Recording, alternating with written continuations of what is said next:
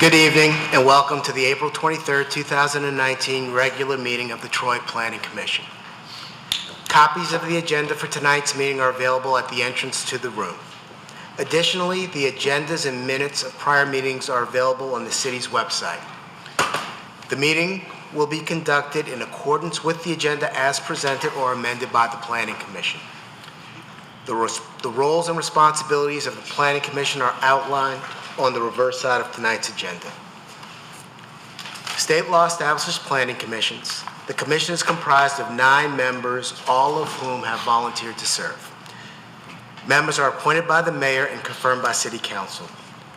The other individuals seated at the table this evening are representatives of the city's planning department, the city attorney's office, and the city's planning consultant, Carlisle Wortman Associates. If you wish to address the Planning Commission, please come forward when recognized and provide your name and address on the sign-on sheet. Please begin your remarks by stating your name for the benefit of the commissioners. All remarks are to be addressed to the Planning Commission and not anyone else in the room. At this time, I ask that all cell phones, Blackberries, PDAs, or any other devices that might disrupt this meeting, please either be placed in silent mode or turned off. Mr. Salvador, the roll call, please. Mr. Apahidian. Here. Ms. Cruz. Here. Mr. Lambert. Here. Mr. Faison. Here. Mr. Hudson. Here. Mr. Krent. Here.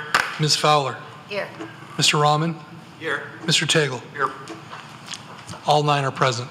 Thank you. Item number 2 on tonight's agenda is the approval of the agenda for tonight's meeting. Can I get a motion to approve tonight's agenda? Mr. Krent. And a second or support? Mr. Rahman. Thank you. Mr. Salvador? Ms. Cruz. Yes. Mr. Lambert. Yes. Mr. Faison. Yes. Mr. Hudson. Yes. Mr. Krent. Yes. Ms. Fowler. Yes. Mr. Rahman. Yes. Mr. Tagle. Yes. Mr. Apahidian. Yes. Motion carries. The item number 3 is approval of the minutes of the April 9th, 2019 Planning Commission meeting. If there are no questions from the commissioners, can I get a motion to approve the minutes for the April 9th meeting? Mr. Lambert, thanks. And support? Mr. Tagle, thank you. Mr. Salvador? Mr. Lambert. Yes. Mr. Faison. Yes. Mr. Hudson. Yes. Mr. Krent. Yes. Ms. Fowler. Yes. Mr. Rahman. Yes. Mr. Tagle. Yes. Mr. Apahidian. Yes. Ms. Cruz. Yes. Motion carries. Item number 4 on tonight's agenda is public comment for items that are not on the agenda. So does anyone in the audience want to make a comment on an item that is not on tonight's agenda? Seeing none, we'll move to item number 5. Conditional rezoning, file number CR 2018-004. Proposed BGB luxury apartments, west side of John R., north of Big Beaver Road, 1819-1929 East Big Beaver, and 3125 John R., Section 23, from MF Multiple Family to UR Urban Residential Zoning District. Mr. Carlisle. Good evening to the Planning Commission and the public. Tonight before you is a proposed conditional rezoning to rezone a parcel from multifamily to urban residential. Just as a reminder to the Planning Commission and to the public, tonight the Planning Commission is only a recommending body. The Planning Commission will make a recommendation for the said recommendation to the City Council. The City Council is the final approving body on this matter, and the City Council will also hold a public hearing in relation to this development as well. For background, the applicant is requesting an approximately 12-acre parcel to be rezoned from MF to UR. They are proposing a development of 247 multifamily units. The site plan, as submitted, is a condition of the proposed development. The site is located on John R., just north of the Kroger Troy Sports shopping complex. The site plan that's been submitted by the applicant is in front of you. It includes 9 buildings laid out in a grid-like pattern. In addition, there is a clubhouse located in the front of the site, as well as a proposed detention pond adjacent to John R. Primary access will be through Nancy Bostic Drive. There are also additional points of access through the Troy Sports Center complex. Planning Commission held a public hearing on this item in March. At that time, Planning Commission postponed action for the following reasons. The motion of the Planning Commission was to give the applicant an opportunity to work out some details as it relates to site access, traffic circulation and pattern through the retail parking lot, impact on schools and bus routes, density as it relates to units per acre, details on trash and recycling collection, heights of all buildings, open space, and vehicular turnaround. Since that time, the applicant has resubmitted their application, and they've made 2 changes to the site plan. The first is they added bicycle parking at the clubhouse, and the second change is they added a stamped paved pedestrian crossing at Nancy Bostic Drive. In addition, a letter was forwarded to the Planning Commission on behalf of the Troy School District, noting that they do not have any concerns about the potential amount of children that will be potentially located in this development. Just a reminder to the Planning Commission, there are 5 standards under which the Planning Commission and ultimately the City Council will be reviewing this project. The first is the protection of public health, safety, and welfare. The second is the consistency with the master plan. The third is the conditions proposed by the applicant are in accordance with the zoning ordinance. The fourth is can this development be served by public facilities and services?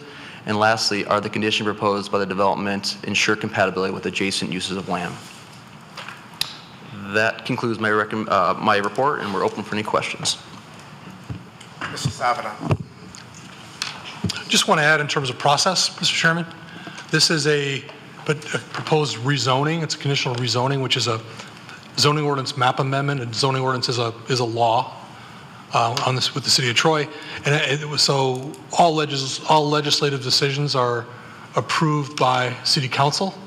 So for this application, the Planning Commission is a recommending body. So what the applicant seeks this evening is a recommendation that will be forwarded to City Council. This item will not be approved this evening. They will, in all likelihood, receive a recommendation but not approval. So there's one final step for this application prior to approval, and that is a public hearing and consideration by City Council. I just want to be clear that this is not the final step. This is a recommendation that they seek this evening. Thanks for the clarification. Any questions for Mr. Carlisle? Mr. Daigle. Yeah, I wasn't here at the initial presentation, and I noticed there were a number of items that the commission asked the petitioner to reinvestigate and make an attempt to present something tonight that may be a little bit more acceptable to us. Did they talk to you after the meeting? Did they make any attempts or discuss any of this with the planning department? There was some dialogue between the planning department and the applicant. But just a reminder to the Planning Commission that as a conditional rezoning, that we treat the site plan as basically a list of conditions, if you will, and everything has to be voluntarily offered. And the site plan that's before us this evening is what has been voluntarily offered by the petitioner. Was there any discussion as to why they felt the things that the commission raised were not of any valid, any reason to make any modifications or adjustments? Probably a question for the petitioner. Thank you. I had a question going back to the original meeting or the original recommendation or the items that we asked the applicant to look at. I know OHM made a series of recommendations around site access and site circulation, and they don't seem to be addressed here. Were those optional, or were those safety-related recommendations where there was an expectation that those would be incorporated into the site plan? I don't know. I think they were to be under consideration by the planning commission. I don't think they were. If you remember, the OHM actually accepted the traffic study, formally accepted the traffic study and found it valid. I think the recommendations for the circulation were more of guiding points for the Planning Commission to consider, not hard and fast requirements that the applicant should address. Okay, thank you. Yeah, that's my recollection as well. So we defer to the expertise of our traffic consultant. Again, they supported the proposed development from a traffic perspective. And if it was a hard and fast health, safety, or welfare consideration, it would have been incorporated into the, we would have required that it be incorporated into the site plan. Thank you. Any other questions? With that, I'd like to invite the applicant up to speak.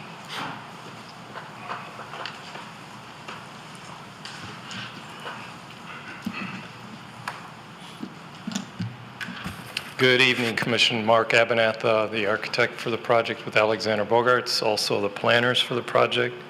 I'll be brief because we spent a lot of time talking about the project last time in terms of the presentation. As I mentioned at that meeting, this project has been going on for around a year, and the project that's in front of you and that we reviewed before with the public was a result of Planning Commission input at a preliminary level, Planning Commission input at our recent meetings with the surrounding residents. We had a detailed meeting with them where we discussed traffic, we discussed the school, we discussed marketing, the project itself, the architecture, and then we went into detail with that at our last meeting. Some of the key points that were brought up were schools. Ben addressed that issue. The school superintendent looked at that, and basically the same things that were discussed at our meeting with the residents were brought up in that email that was sent to Ben or Brent. I'm assuming you got a copy of it, basically saying that the schools have adequate capacity, strategic plans for future overcrowding are in place, but those plans are on hold right now because there is no overcrowding. They don't see this as being an issue. Another issue was traffic. As was discussed at the last meeting, our traffic consultants have worked with the city's traffic consultant, and both have basically agreed that there isn't an issue on the site as far as traffic. There was a lot of discussion about access through the site, means of egress from our property out to John R. or down to Big Beaver, trafficking through the existing shopping center. We look at that as a positive thing. We look at it as alternative means of egress that was discussed with staff early on. That's been discussed with both consultants. So we look at that as a positive thing. Green space was discussed, the amount of parks. We looked at that, and we looked at the area of where the clubhouse and pool is, and we debated, do we pull the clubhouse out and the pool? Do we make that a large park area? And frankly, that goes contrary to the development. We believe that a luxury development needs the state-of-the-art clubhouse that we're providing, which has exercise, social rooms, all different types of business use opportunities in it that will all help enhance the luxury aspect of the project. So we decided rather than turn that into just a large green space or park area, we would leave the clubhouse in and make it more of a functioning, active recreation area. Density. As part of that entire aspect of the clubhouse and luxury, we talked early on about the number of units that we have and the target that we're trying to hit here. And when you try and incorporate that state-of-the-art clubhouse and some of the other amenities that we have for the project, there's a balance between density and what you're trying to deliver to the market. And anything less than what we're proposing right now, the project doesn't function properly. So we want to stick with the 247 units that we have and that common active recreation area. Between that and the parks and some of the other bio swales that we have, we think we have green space, we meet the ordinance, and we think we've gone over and above in terms of what we're trying to deliver in terms of active recreation areas. Garages, there was discussion about the garages that face John R. We talked about whether or not to take those out. Garages are a key component to a luxury development. I mentioned that in our last presentation. So we'd really like to keep those garages. What we're proposing is to create an evergreen screen that would be basically a little over the height of the garage doors along John R. So those garage doors would virtually go away and you'd read the architecture above it. There was discussion about the bus stop and where that would be. We've provided the crossing along Nancy Bostic. We have access to walks that go out to the public walk, but we would defer to the school board as to where that bus stop should be. We have access to any point that whether they want to come into Bostic or stop along John R. There was discussion about the trash, how we're providing as part of a luxury amenity what we're calling a valet service for that, and we've discussed the details on it. It's proposed right now to have a pickup daily between 7 and 9 in the morning. That'll be picked up at everyone's door by the staff. They'll have an opportunity to leave their recycle or their trash at the door. It'll be picked up and taken to our central compactor, which is in the northwest section of the site, out of the way. And that does two things. That keeps what happens on a lot of multifamily sites where you have individual trash bins per se that are scattered through the site. Those can be a problem from the standpoint of maintaining them and having trash not properly put in them. And so by having this valet service, it steps up the luxury aspect, but also negates that, what could be a negative aspect. So in conclusion, those are all the key points. As I said before, it's been a long year. It's had a lot of input. We're extremely excited about the project. We think it's going to be a great transitional project. As I said before, it's going to be a wonderful addition to the commercial that's there. It's going to form basically a mixed-use development where you have the strong residential density that's going to feed that commercial. They'll balance one another. It's a walkable community. It's set up with all kinds of sidewalks that link throughout the development, out to John R., down to the commercial development. I understand there's another item on the agenda tonight south of Big Beaver that's going to bring in a tremendous increase to the workforce that's also walkable to the center. That's going to help the center, and people can live here, walk to work. Everything that I think the direction for how planning is going across the country, as well as what I think Troy is trying to do, this development will bring. So once again, we're very excited about it. I think it's going to be a great addition, great transition to the single family. I talked about the scale of the architecture, the style of the architecture, how it's transitional, it's more traditional on the back side. The back of the buildings that face the single family to the north have been dropped down to 2-story.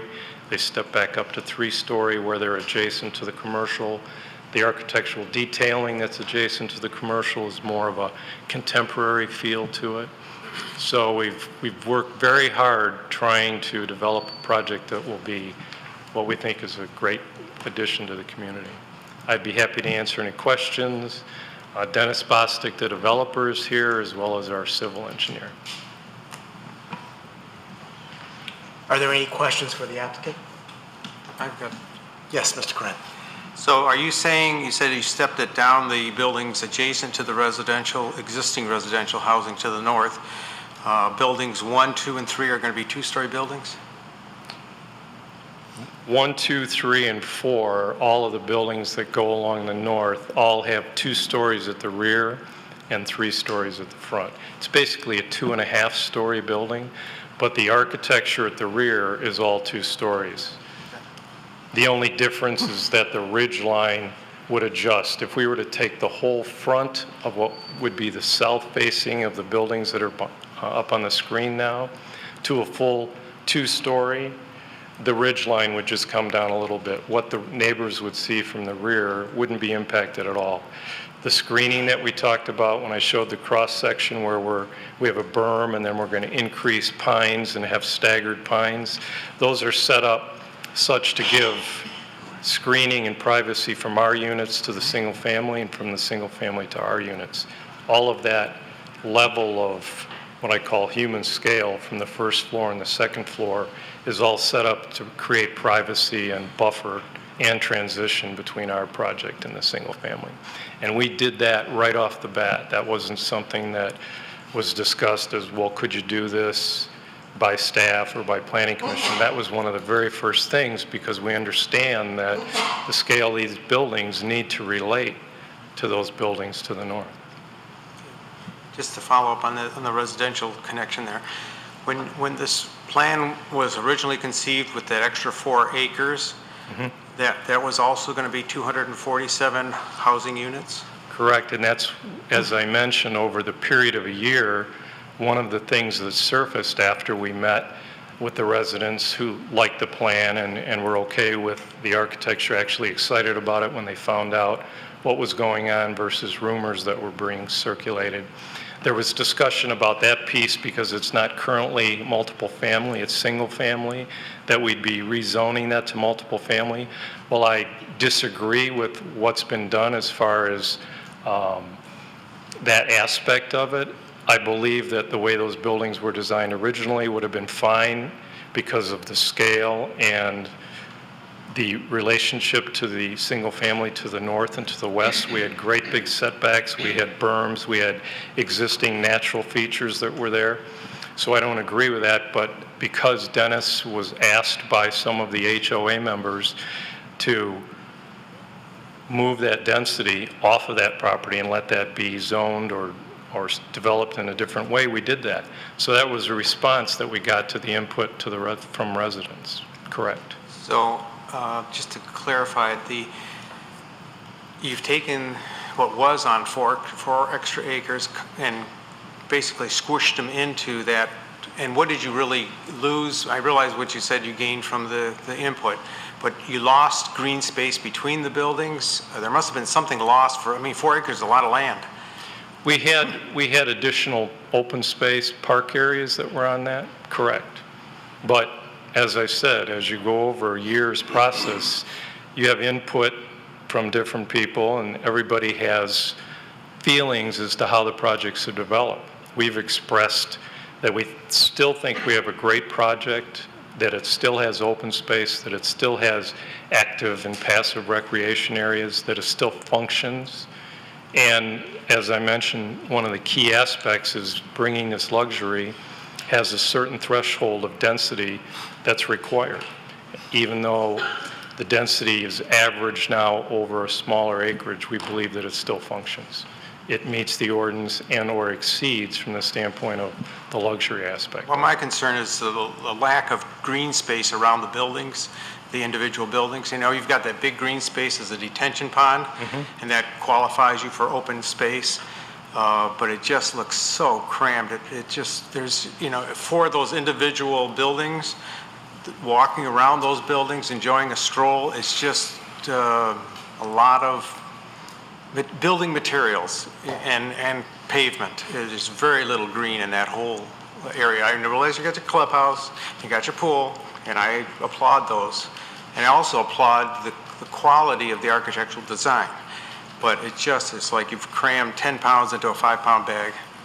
Well, it is designed that way. It was specifically designed that way. If it was spread out into that additional acreage, then we'd have more parks. But this is an urban residential development. It is tied into this mixed-use commercial. So the fact that it has less green, there's projects all over the country like that. And they're designed specifically like that. They're not designed to be spread out with large park areas. They're designed to be compact and relate to what's around it. I understand. Could you, you touched on it earlier in your comments, and I know you spoke about it in the previous meeting, but could you talk about, again, the transition from your buildings on the north and the west to the residential, the single-family residential, and then what those neighbors will see when they look out of their homes towards your property? I brought my flash drive. Do you have the rears up? Do you have the rear renderings in yours? Otherwise, I can give you mine. Yes. So this is the rear of the building that we were talking about. These are all 4 buildings that face the single family to the north. And what we did was not only did we take them to 2-story, but we specifically broke them up. If you look at this module right here, and then you have a break here and this module here, and then a break in this module here and a break in this module. What we were thinking about was when you look at those, they almost look like 4 individual homes.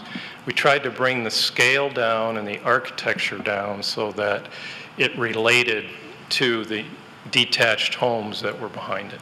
And as I was saying, this ridge right here, the only difference between this and if the entire building was a two-story building was that ridge might come down just a little bit. The actual rear of this to the center line is very similar to some of the dimensions in terms of height that we were discussing at our last meeting. 30 feet was discussed. I think it's 32 feet, you know, to that ridge point, or the medium of that ridge and that fascia. So we think that it relates in a great way to the single family that's there. The materials on the building, the colors, the detailing, these are durable materials. We talked about hardy plank, brick, stone, maintenance-free materials that are going to be durable and long-lasting. Now, we just specifically showed this rendering so that the people living to the north could see the architecture as opposed to the berm and the pines that are actually going to be there screening. Should you catch any views through, that's what they'd see, rather than showing that and blocking the entire building, which is what is essentially is going to happen to the whole first 2 floors of that. Okay, so there will be a screen, so people won't. Yeah, there's going to be a won't screen that, see this. exactly. But we wanted them to see the architecture that is going to be developed. That's why we did the rendering this way, correct. And then this, just to follow up on your point on the roof line. So the peak of that roof is how many feet? I'm not sure the exact dimension on the peak. I could look it up. But what I was saying Well, is I'm trying to understand the difference. You were talking about difference between that versus single-family homes. I was trying to understand the difference in that. yeah, what I was saying is that single-family homes are allowable to be 30 feet in height, measured to the midpoint from the fascia to the ridge. I believe that that is scaling about 32 feet. So the scale of that in relationship to single-family, it all syncs up, was my point. Okay, thank you. Any other question for that applicant, Ms. Fowler? Yeah. Just, how many feet is it from the backyard of the property owner to the north to that building? Well, the closest point, which are on the ends right here to the property line, is about 38 feet at a minimum, and then those buildings offset in another, I want to say, 6 or 7 feet.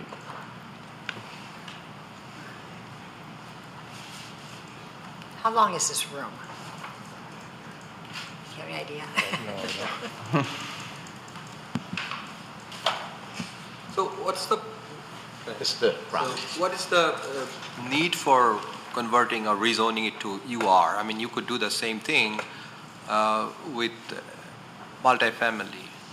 Well, they're 2 different entities. Multiple family has its own set of criteria in terms of density, building height, number of stories, that kind of thing. That doesn't fit what we're trying to do here. It doesn't fit from the standpoint of number of stories. It doesn't fit from the standpoint of density. We're trying to bring, as I said, a luxury development here that has scale that relates to what's around it, but also has components to it that fit what we think the master plan is, as well as what the market wants. And Urban residential zoning, is it the right location for that? I mean, you need to have transit, public transit system, you know, and all other amenities to make sure that people can just not use car. So, I mean, is that the right location for UR? yeah, we think it is. We think, as I mentioned, it's capping off, it's bringing a strong, dense residential component that relates well to what's around it, but also to the commercial center.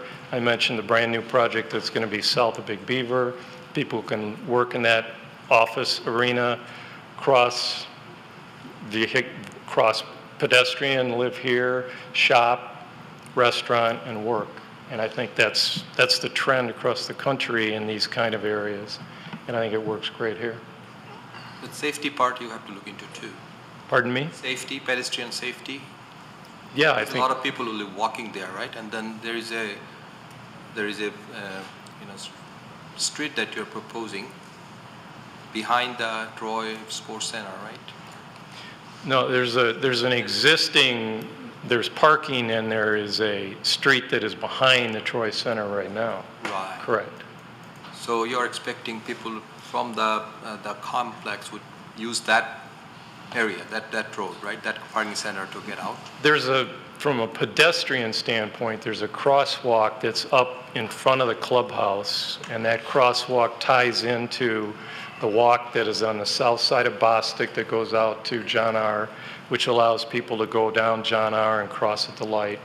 Or they can cross, we've put a textured pavement in at Bostic Drive that will cross and link up with the walk that's by Kroger. So there's sidewalks in the commercial, there's sidewalks throughout our development, and then there's sidewalks that link out to the public walks at John R. So as I said, it's set up to be safe at crossing areas for pedestrians. Mr. Savidan, can I see the top view of the plan? Want the entire site? Yeah, the backside of the Troy Sports Center.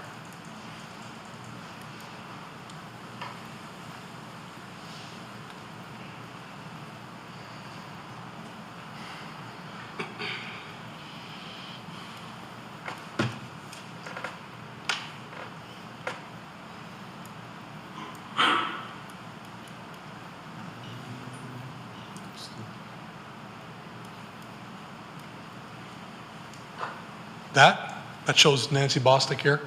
Yeah, so This is the sidewalk right here that I was talking about that's Right, there in is front of a- the clubhouse. This is the crossing here that comes in and links to the sidewalk in front of Kroger. There's also a sidewalk here that comes out to the sidewalk on John R. And we have, I was talking about the other side. There is another egress there, right? this. What is this? This is a curb cut that was discussed as being able to allow circulation. Traffic can come out here to Bostic, or traffic can come through here, or traffic can exit out through here and then down here. So that's not a plan anymore? That's still a plan, Okay, correct? that's what I'm talking about? Yes, Because that's just behind the Troy Sports Center. correct. And there's a door there, and I've seen people kind of running, kids kind of run. Well, kids are currently, people right now park here and come into these. Yeah, that's not going That's to, a very narrow area, and then when you are expecting traffic kind of going back and forward, I feel like it's like we need to check the safety. well, it has been checked. Your traffic engineer looked at this, and we talked about multiple, rather than having all the traffic come out here, being able to allow some traffic to feed through here, allows for things to disperse. And when that traffic is coming and going and early in the morning, that type of thing, we think that that's going to function well and not impede any pedestrian traffic that's going to go to here. There's a sidewalk all along here. What's typically happens is people either park here, hit this sidewalk and come in, or they park here and they come down into the sidewalk, or they park here, they come down to the sidewalk, and then they go into the building. So if that wasn't a safe situation, the traffic engineer would have said, don't do that. Okay, thank you. Anything else for the applicant? Yeah, Mr. Applicant. Can you confirm that the entire project has a hardy plank, no vinyl, and on any building, any elevation? Yes, we've stated that at our last presentation. Yeah. Thank you.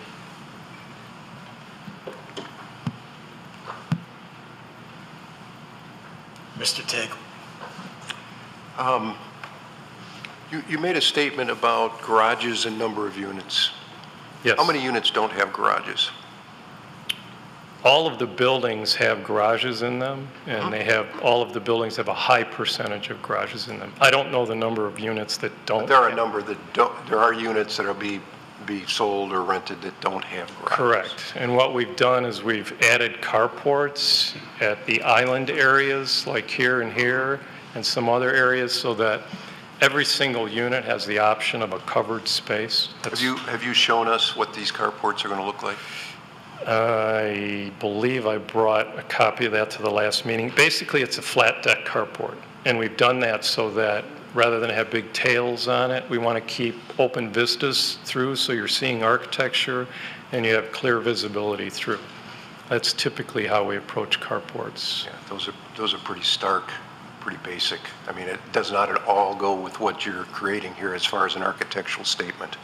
It's a prefabricated carport, flat roof or a flat roof with a slope and steel pipe columns. It's, again, I understand you're the one that would have to suggest or offer something, but to me that is, I haven't seen it. Unfortunately, I was not at the last meeting, so if you've shown it, I apologize for not seeing it. But the architecture on here, I think, is very nice. And I think the carports are, several levels below that as far as how they're going to mesh with these, what they're going to do visually to this site and some of these vistas that you've created, or at least you've shown us on your renderings. Excuse me, just to respond, what we try and do is make the carports go away, rather than, as I said, put the tails on them or add brick to the ends or create garage ports. We've incorporated the garages into the building so that we've tied it into the architectural design, and we have a high percentage of those, much higher than a lot of projects. A lot of projects don't even have garages for lease. So what we're doing is trying to minimalize the structure, but still provide cover for our residents. Yeah, I understand. So that's our design approach. I wanted to pass that along. We're just having a difference of opinion. It's how we approach the project. Right. One of the things I guess I'm challenged with on this project, and when you first came in here, not last meeting, but a year ago, whenever that was, I was very concerned with the automobile circulation. I'm still concerned with it. Going behind the buildings and around the buildings, I mean, it's very circuitous to get out to Big Beaver coming out of that westerly drive. But you mentioned something about how this best fits with a commercial development. Unfortunately, this is not an urban area. Everybody that goes to that commercial development right now drives. And so the fact that you're saying that, well, this is a good live-walk area that people can walk, there's going to be a lot of automobile traffic there.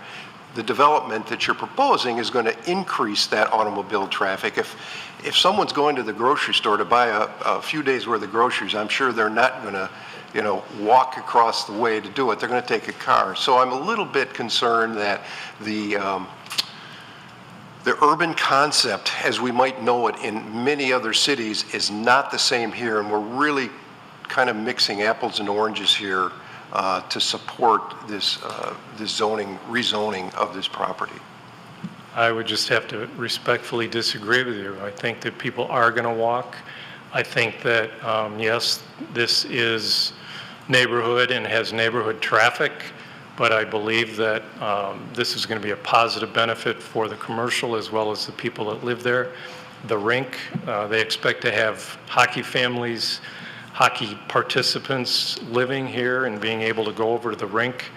And you're as I suggesting mentioned, they're going to walk over to the rink? Yeah, it's right there. I mean, there's access right here. People that live here could rent this unit and walk right into the door. It's a short walk. It could be a shorter walk from this unit into the door as opposed to parking way out in the front. So, yeah, I believe that's the whole point behind what we're trying to do here with the walkability. I understand that's the goal. I'm not so sure that you're going to be successful in accomplishing that goal. That's my point. Okay. Anything else? One more thing, if I could. Yeah, absolutely. You show a water feature in your retention pond. Is that going to be part of the development? It is. We plan to make sure that there's a water level in there in terms of a water source. If the season is dry and it drops, that there's an actual water source for that so that we have our fountain and the water remains in there.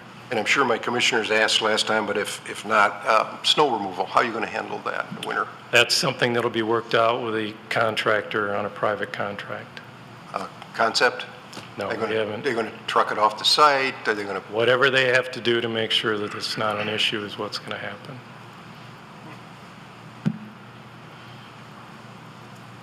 Thank you. Mr. Lambert. Thank you, Mr. Chairman. I have a historical question that maybe Mr. Bostic would be better suited to answer, but just kind of as a preliminary, that I apologize it wasn't at the last meeting, but I do recall when the location at John R. and Big Beaver was first created maybe 20 so years ago, and if Mr. Bostic would come up and answer the question I have, if he wouldn't mind, if it's okay with the commissioners. Good evening, ladies and gentlemen. I'm Dennis Bostic, the owner.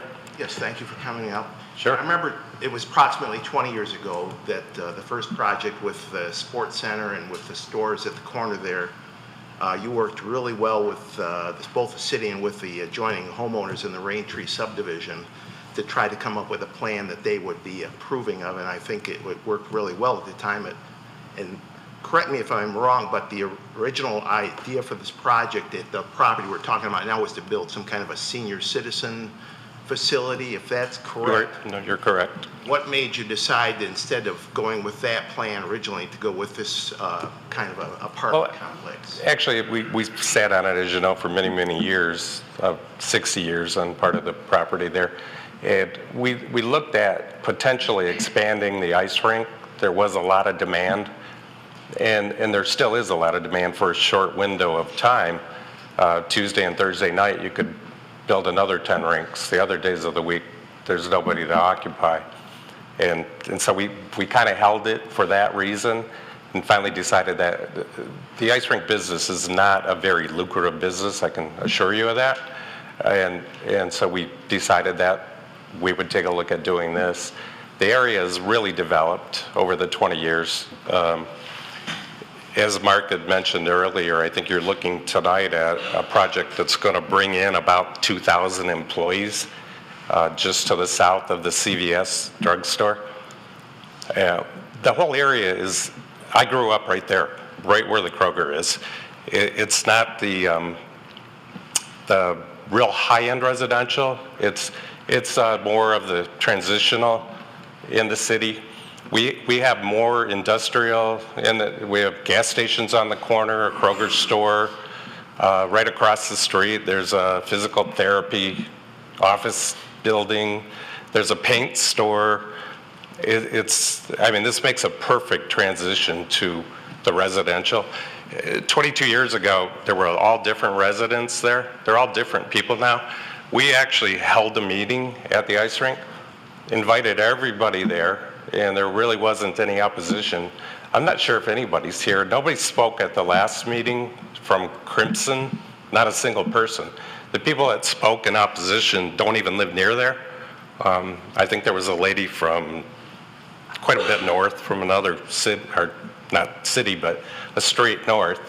Talked about kids being run over in the back there. We've never ever had an issue.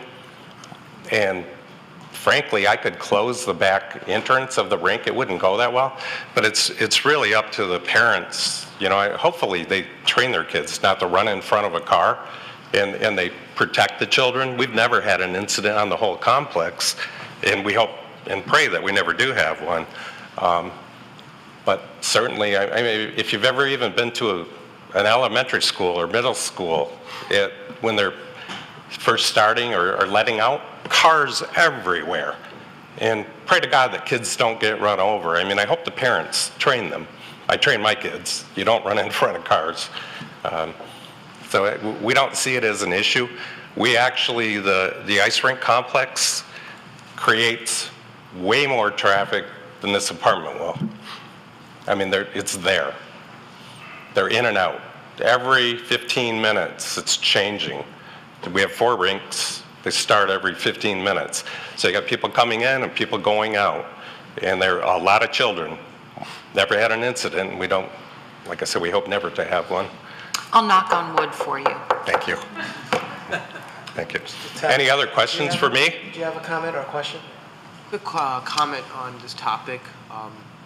Even though our representative said that most people will be walking during, maybe the summertime, but I think there will be an issue during the wintertime when there's snow around that area as well. So I'm not sure how the city will be handling the snow removal for that, or your Snow removal? It'll all be contracted. If it needs to be hauled away, they will do one of two things, haul it away or dump it in the pond, because they can do that. They can back up to it, and a detention pond can hold it. So that's already been looked at, and it'll be handled. Anything else for the applicant? Mr. Sabada? Yeah. Just for future conversation, I'm having a hard time picking up comments by Mr. Lambert and Mr. Rahman.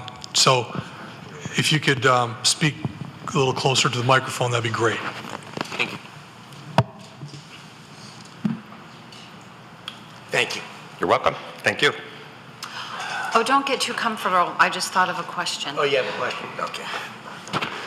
So I guess my question is, from what I'm looking at up here, you have the ice rink in this lower left-hand corner. Correct. Would it make sense for access to the apartment buildings behind the rink to create in that parking lot some sort of an aisle that doubles as a street? I haven't dropped kids off at the ice rink, so I'm not sure exactly how that works. But in my mind, and I'm thinking if I have to drive around a building to get back to where I live, and I have to meander my way through that parking lot, because I have been to the Joe Cool's there and a couple of the other restaurants, does it make sense to create some sort of lane or aisleway in that parking lot that takes you directly back to those building units somehow, some way? That's dedicated, that people know that that's sort of doubling as a street. Does that make sense? I think I follow what you're saying, and maybe we could move that entrance further west instead of in the back of the rink, where you'd come straight up the side. We could have our engineers and architect look at that. But I've sat here tonight and at the last meeting too, and I've listened to a lot of concerns about the traffic patterning, right, that occurs in large, dense parking lots. Mm-hmm. And sometimes it's the wild, wild west, right? Because well, hopefully it's not there, because we do have parents that are dropping kids, and I hope they're cautious, but as right. You mentioned before, if you've ever been in the drop-off pickup line at a school, you know that parents aren't necessarily courteous and polite. I do agree. Just because they're dropping off and picking up their kids, right? Everyone's in a hurry and everyone's got someplace they need to be and whatever. I'm just suggesting that if you could figure out a way to direct traffic a little bit through that lot to get a dedicated lane back to those buildings and even maybe branch off from that lane to where the spaces are, that might eliminate some of the safety concerns that exist. We'd be happy to look at that. We're all for safety, trust me. We've been there 22 years, and we haven't had any incidents at all. Nobody's been hit in the parking lot. We actually got reports from the police department, and never been an issue. I don't expect to have any.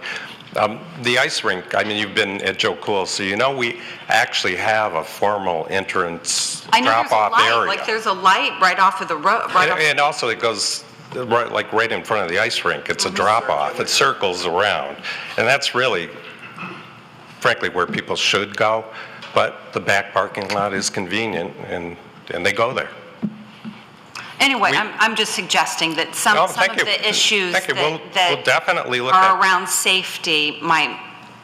I'm not a traffic engineer. Nor am I, but we'll be happy to engage ours and see if we can do anything. Thank you. You're welcome. Any other questions before I sit? One quick one, if you don't mind. Grant, yes? My biggest concern, besides the density, is the traffic flow. So just to bounce off what's already been said, but in addition, you've got that bank with the drive-through, and if they come straight down and the property, it looks like there's a bump out that doesn't go straight. I guess you don't own that little teeny sliver. Is that true, next to the bank, just west of the bank building? It's not a straight line. Actually, it's a detention pond, and yes, it is ours. We own the bank and that entire complex up there, but so I don't know exactly what you're looking at. Okay, I'm looking at, if you could bring up the image, it's very near the beginning that shows the zoning picture. Does this one work for you? Yeah, it's good. That'll work. So, okay, on the zoning, it does show a slightly different bump, but that may be just an artifact on the zoning. So here's a larger aerial. Okay, so, all right. So if traffic came straight from the very west part of the apartments, straight south, and then exited onto Big Beaver, or people coming off of Big Beaver went straight north off of that, it would be more of a street. It's a very narrow space, it looks like, between the bank's drive-through and the end of the property. Yeah, it is a detention pond. There is a pond there. Right in there, yeah, Okay. for that piece. We could look at that. I'm not sure that the traffic engineers would agree with that, to have another access. You've got San Marino there with a couple, and ours with a stoplight. It's probably safer to have people go behind that building and out to the stoplight, but... Okay, but I'm still looking, so on that very west, the west part of that, the western end of that bank drive-through, there's a detention pond there? Yes. Okay. Just a slight swale. It's not a big pond. It's just probably just a swale, basically, to detain for a short time. Well, and if you look at that picture, look how full your parking lot is. Thank goodness, huh? It's just, if you... Guaranteed that was probably a tournament that I have agreed that we would stop holding. But it just looks like, we have way too many parking spaces for about 360 days a year.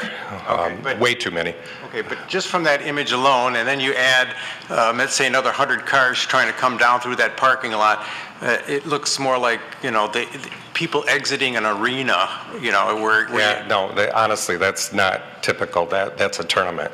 We hold a few. The hotels in town love us for that. The restaurants love us for that. But we have a national tournament coming next year that's going to bring 42 states of the top players here. Excellent.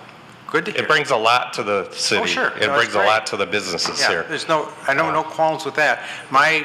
And I realize the traffic engineer said, there's no serious problem here, but I'm just looking at it as a practical thing as far as driving, and I just feel at ease of your traffic pattern to Big Beaver. Through Kroger, forget it. I mean, you've got people with shopping carts going back and forth. I don't know who drew that. I don't know if you saw that diagram, but somebody drew one showing that exit or access entrance across Kroger, or even behind Kroger, where That's the not where truck docks are. No, of course not. Okay. I don't know who drew that. It was really... All right. So the only two access wasn't me. points are John R.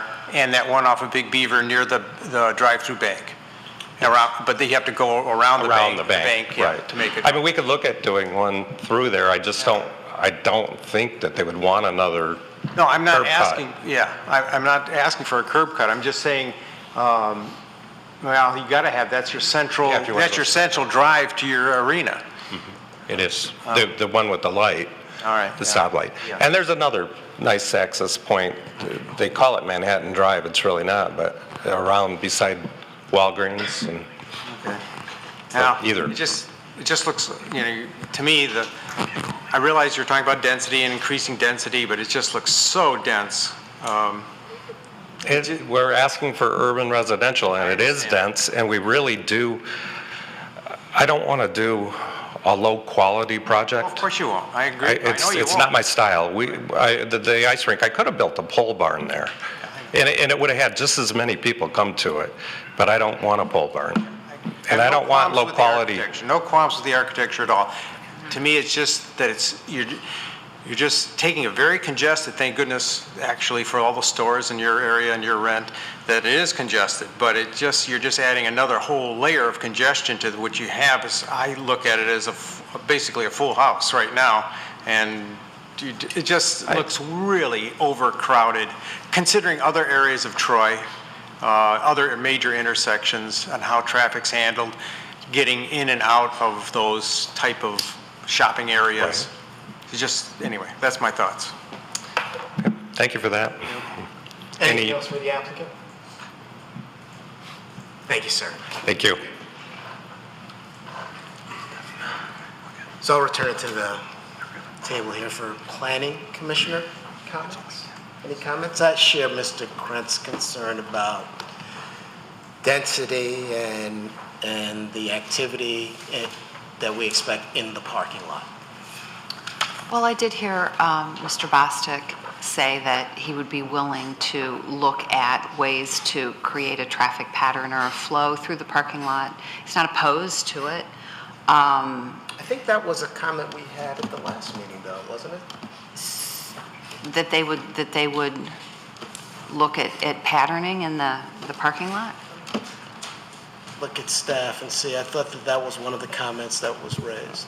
To work with staff about ways in which... I'm not sure it was that specific. I know there was discussion amongst the planning commission with regards to circulation and access through the parking lot, but I'm not sure it was as specific as work with staff to identify a traffic pattern through the parking lot. That wasn't my recollection that it was that specific, but he has indicated a willingness and an openness to, or at least recognize that sometimes getting through a very busy parking lot can be a challenge, that cars are going to have to maneuver their way around, and possibly there's a way to create that dedicated sort of a lane for the complex traffic. I don't, like I said, I'm not a traffic engineer. I don't have the answer. There are people that, are far more educated than I that can probably figure that out. And that's something that they can address at the city council level too, to see what progress may or may not have been made with respect to traffic concerns expressed by this body. Thanks. Anything else, Mr. Hudson? I'd like to focus a little bit. Maybe I'm going to have to go into a little history here, but we're looking at a area of Troy which is zoned a multiple family. And if you take a look at the map, just for a picture, to the east, to the west, and to the north, it's all zoned single-family residence. Now, the history part. In 2009, this planning commission undertook to do a rewrite of the master plan.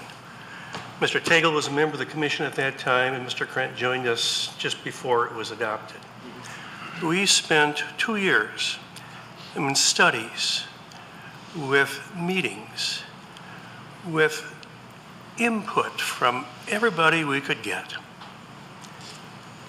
And it was with no small means of effort that we all agreed at that time, at least at this section of the city, multifamily was the appropriate zoning for this area. Nothing has changed in that 8 years, maybe 9 years. No new developments in there. What we're looking at right now was there at that time, which we took into consideration. The master plan was passed. It was a complete revision of an old plan that had been in place for about 25, 30 years, when Troy was extremely more rural than it is right now. So, looking at that, that was passed. And then we had a meeting last week, 2 weeks ago. And the applicant was directed by us to consider these things. Access, he hasn't done that. Traffic circulation, he hasn't done that. The pattern through retail parking hasn't been changed. Impact on schools, we did get a copy of a letter to the Planning Commission, I think, sent to the superintendent of schools, which answered that question. Didn't discuss buck routes. Density, units per acre, we asked for. Details on trash and receiving collections, height of buildings, open space, vehicular turnaround. None of that's been addressed by the applicant. It's the same old stuff we heard 2 or 3 weeks ago. 2 additional changes have been made. One, we get a bicycle parking rack, and we've got some stamped concrete on a walkway. They've done nothing. As Mr. Krantz says, we're trying to put a 10-pound into a 5-pound package. This request does not comply with the master plan. The conditions offered by the applicant don't reasonably protect the adjacent properties and are not designed or proposed for public health, safety, and welfare purposes, and the rezoning and proposed developments are incompatible with the surrounding zoning and land use. So I think it's a complete failure here tonight.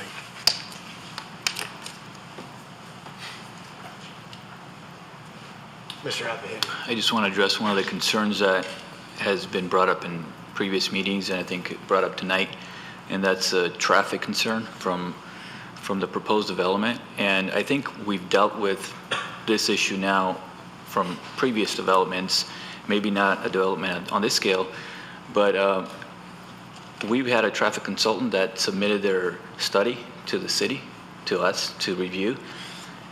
And just like for this project and previous projects, we have the data there, we have the study. So we either trust that data and we go by that data, that the traffic circulation, the traffic distribution, the safety of vehicles from that development, of what's being proposed in the distribution to Big Beaver, distribution to John R., either that functions the way it's designed or it's not. So I think we're dealing with the same issue here tonight. We have a study that was submitted by the applicant. The traffic consultant reviewed it, approved it, so we're looking at data that tells us that what's being proposed will function the way that it was designed. And if at any time in the future, I think there's a concern that maybe a signal is needed at Orpington and that proposed crossing there, I think that could be addressed in the future. But what we've had before us and what we have submitted from the applicant is that that study tells us that that distribution, that traffic pattern, that circulation through there will function as designed. Just throwing that thought out there, that I think we need to remind ourselves that a traffic study is done by a professional, and the city staff has reviewed that and approved that as well. Any other comments? Personally, I went on the backside and I saw that, and then at that time I saw kids. I even didn't know. I never used that facility for my kids, but I saw the kids kind of running back and forth from the car. So that's just one incident, and I found that issue there. So I feel like this is something that we need to address, at least double check that. Currently, nothing happened. I agree, that there is no reporting at this point of time. But you're talking about no major circulation. It's just a few cars parking there, and they're not going moving all the time. But when like at 5 o'clock, the rush hour, people who live there, they would come inside. They will be, trying to get home, right? At that time, that's the time where the kids will be dropped off. So I feel like there is a safety concern. So from a traffic pattern standpoint, I agree, maybe there is no issue, but from a safety and traffic together, I see there is an issue. It's just a combination. You have to combine them because there are certain things that's already happening there, like because of the sporting center there. So I feel like we need to look into the safety part. That's the first thing that, as a planning commission, we should be looking at, the safety. So I'm concerned. Thank you. Thank you. Mr. Tagle.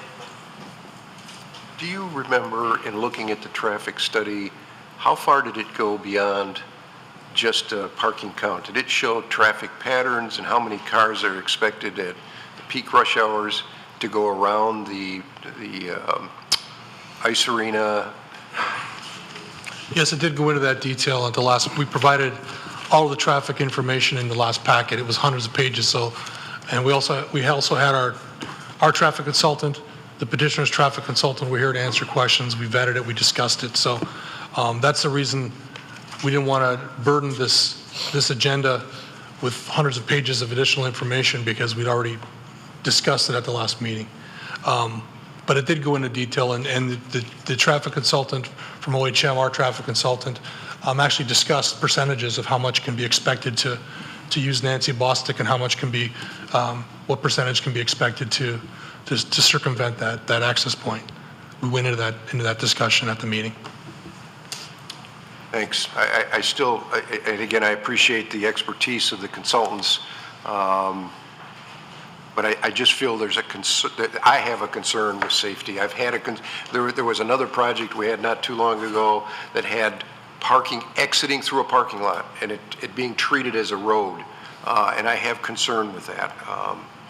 So, thank you. To that point, Mr. Tagle, so I did ask that question at the last meeting about access in and out of the parking lot, like through the parking lot to Big Beaver. And I think my recollection, the study had some assumptions about that, but that was not the basis of the study. It was more about the traffic on the major roads, the impact on John R., the impact on Big Beaver, as opposed to what would go on in the pattern in the parking lot. So maybe I didn't get the full answer, but I still have that concern as well. Thank you.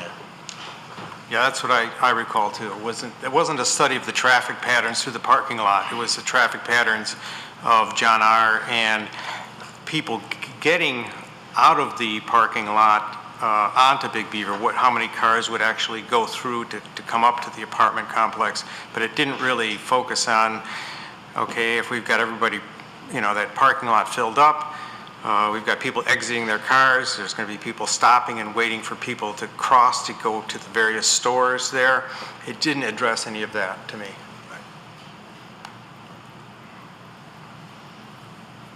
Anything else from the commission?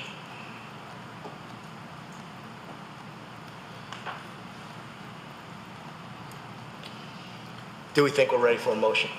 Oh, I have a quick question for the staff, if I may. If this was not rezoned and they were allowed to, they built this as a multifamily, there is someplace in all that data that would show how many units could be built there? It's 118. In the initial memo I put together, I estimated based on just the acreage multiplied by the units per acre, and I believe it's, and this is a very approximation, but approximately between 115 to 125 units, somewhere in that range. Thank you. Appreciate that. It's about half. I just have one more question. Absolutely, yes, Mr. Brown. So we're going to have a pond there, right? So how much real green space we are going to have? Do you have any idea, like the grass? Do you have the number?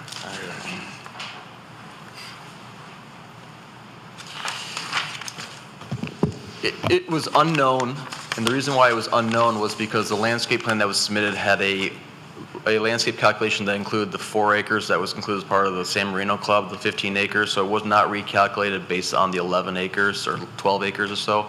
So we don't have a percentage of landscape green space that was provided. I'm just thinking about the pets.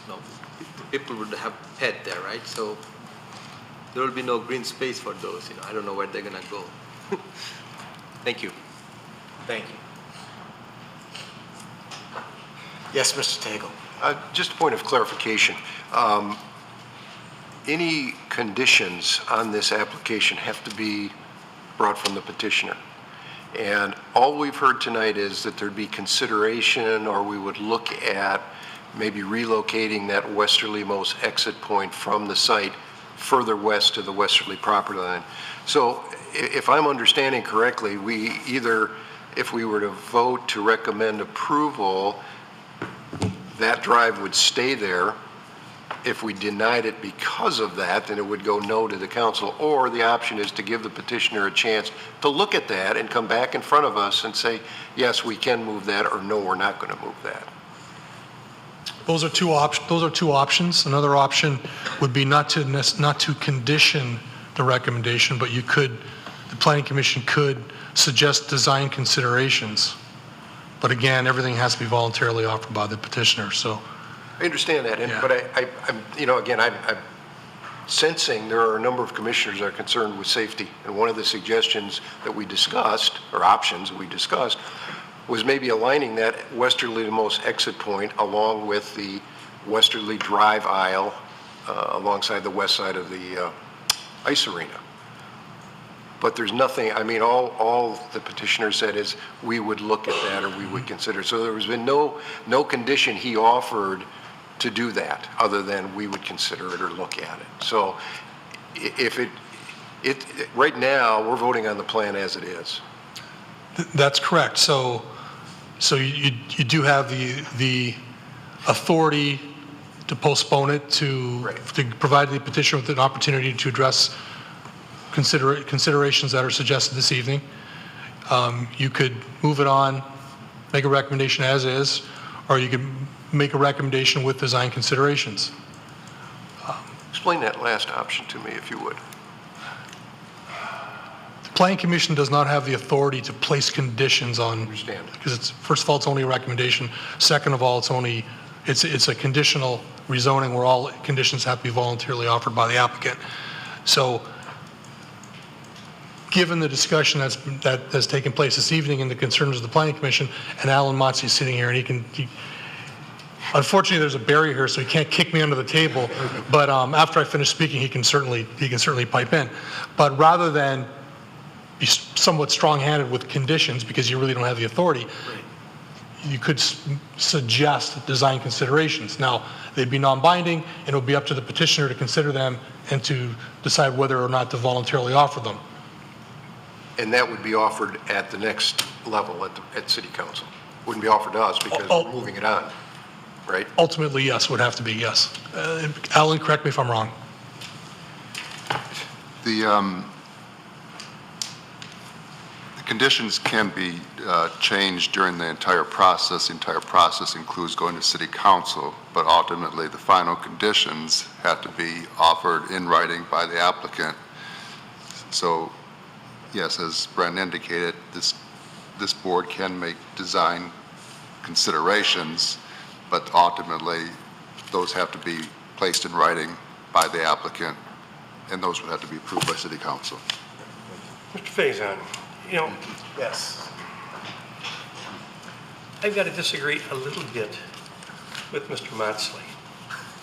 From my standpoint, any resolution passed by this commission suggesting changes is an indirect influence to change the conditional zoning. Undue influence. I think that is a terrible way to proceed. We either vote up or down tonight. If they want to make some changes before they get to City Council and propose in writing to City Council these changes, which are different than what we voted upon, if we approve or disapprove, fine. But I don't think that any motion by this commission should contain conditional requests. Mr. Motson, you have a view on that? I don't disagree. I'm just indicating our ordinance indicates conditions can be changed throughout the process. That's what the ordinance says. But ultimately, the conditions have to be voluntarily submitted by the applicant. Well, with that, I'd like to propose a resolution, if we're ready. I'm ready. I think we're ready. Resolved. Planning Commission hereby recommends to the City Council that MF to UR conditional rezoning request, which incorporates preliminary site plan approval as per section 16.04 of the City of Troy zoning ordinance, located in the west side of John R., north of Big Beaver, within section 23, being approximately 11.86 acres in size, be denied for the following reasons. 1, the request does not comply with the master plan. 2, the conditions offered by the applicant do not reasonably protect the adjacent properties and are not designed or proposed for public health, safety, and welfare purposes. 3, the rezoning and proposed development are incompatible with the surrounding zoning and land use. I'll second.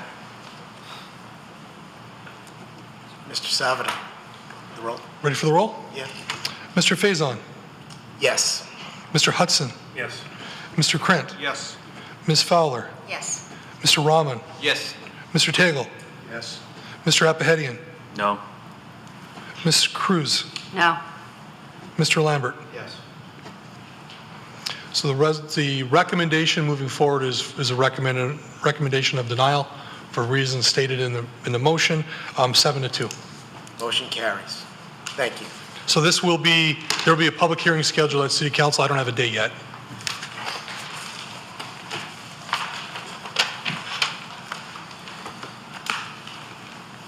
Item number 6 is the next item on the agenda. Preliminary site plan review, file number SP 2019-0007. Proposed Crooks Medical Office Building, south of Butterfield, west of Crooks, parcel 88-20-29-227-021, section 29, currently zoned O. Mr. Carlisle. Thank you. Good evening. The applicant tonight is requesting a site plan approval to develop a medical office building on Crooks. The site is located at 2585 Crooks Road. We do note that it is what we deem as a bowling alley shaped lot. It's very narrow and very difficult essentially to redevelop. The subject site is surrounded by office buildings to the north, south, and east across Crooks Road, as well as multifamily to the west. The applicant is requesting a 2-story, approximately 8,000 square foot medical office building. It is a permitted use, so they're simply seeking site plan approval tonight. We do note that the applicant is, for the most part, maintaining the existing building footprint and layout. They're simply removing that building and replacing it with a 2-story building. We do want to note that they are adding a significant amount of landscaping to the site than what previously exists. You can note on the site plan in front of you, the building is outlined in blue. Excuse me. The new building is outlined in blue. Access will be maintained off of Crooks Road. Parking is located in the rear of the site, and the applicant is adding, like I noted, a significant amount of landscaping in this location, which currently does not exist. The application meets all O district requirements with regards to bulk standards, including height and setback. Again, we note it's 2 stories in height. The real only significant issue, or I wouldn't even call it significant, the only issue in regards to this application is parking. The applicant has noted 41 spaces on site. That meets the requirement based on the size of the building. However, we do note that there is 1 space that's located directly in front of the trash dumpster. By ordinance, we cannot count this as technically we cannot count this as a parking space. So in essence, they are essentially short by 1 parking space. With regards to landscaping and photometrics, they do comply with all the landscape requirements. We do note again that they are adding a significant amount of landscape along the northern property line, and they do comply with all lighting and photometric requirements. We only request that they do provide lighting fixture for the building itself. Back to the trash enclosure. One of the concerns we had in one of the earlier the submittal that was in your packet was that they had no man door or access to the trash enclosure, especially if a car was to be parked in front of it. The applicant has submitted a redesign of the trash enclosure shown in front of you. Again, they still have a parking space in front of it, but they have added a man door if there were to be parking in front of the trash enclosure. We do note that if those trash doors are open, it may be difficult to get out of the parking spaces on either side of that. So we do ask that there should be some sort of self-closing spring on those doors to shut that gate. This is the proposed elevation of the building. This is a view of the building from Crooks Road. You can note that there is an entrance that is easily accessible and visible from Crooks Road on the side of the building. This is a view of the building from the parking lot. Again, note the entrance in the middle of the building. There's also a rear entrance at the back of the building. And this is a third elevation rendering from the other side of the building. So we are recommending preliminary site plan approval with the following conditions. The first is that the applicant eliminate the parking spot in front of the trash enclosure. Doing that leaves the applicant short of 1 parking space. So the applicant has the option of either providing 1 additional space on site, relocating the trash enclosure to a different location on the site, or requesting a parking waiver from the Planning Commission of 1 space. We have reviewed that option with the applicant, and we don't find that the reduction of 1 parking space will significantly burden the site in regards to parking supply. In addition, we do request that they do install a self-closing spring. They add a man door to the trash enclosure as shown on the 422 plan. And lastly, they provide building light fixtures. Thank you. Thank you, Mr. Krent. I just want to make full disclosure. About 7 years ago, I repainted the sign for that existing building. And if you feel that it disqualifies me from listening to this one, does it, anyone object to me sitting here? Evidently. You repainted the sign? Yeah, it was faded horribly, and the doctor asked me to repaint it, so I did. I don't have an issue with that. Okay, thank you. Anyone? Okay, I think you're good. Any questions for Mr. Carl? Yes, Mr. Daigle. There was a fixture cut, light fixture cut in the packet that appears to be light fixtures that are going on the building. Am I misreading that? It would be on page 80 of 111. Fixture cut on the right side.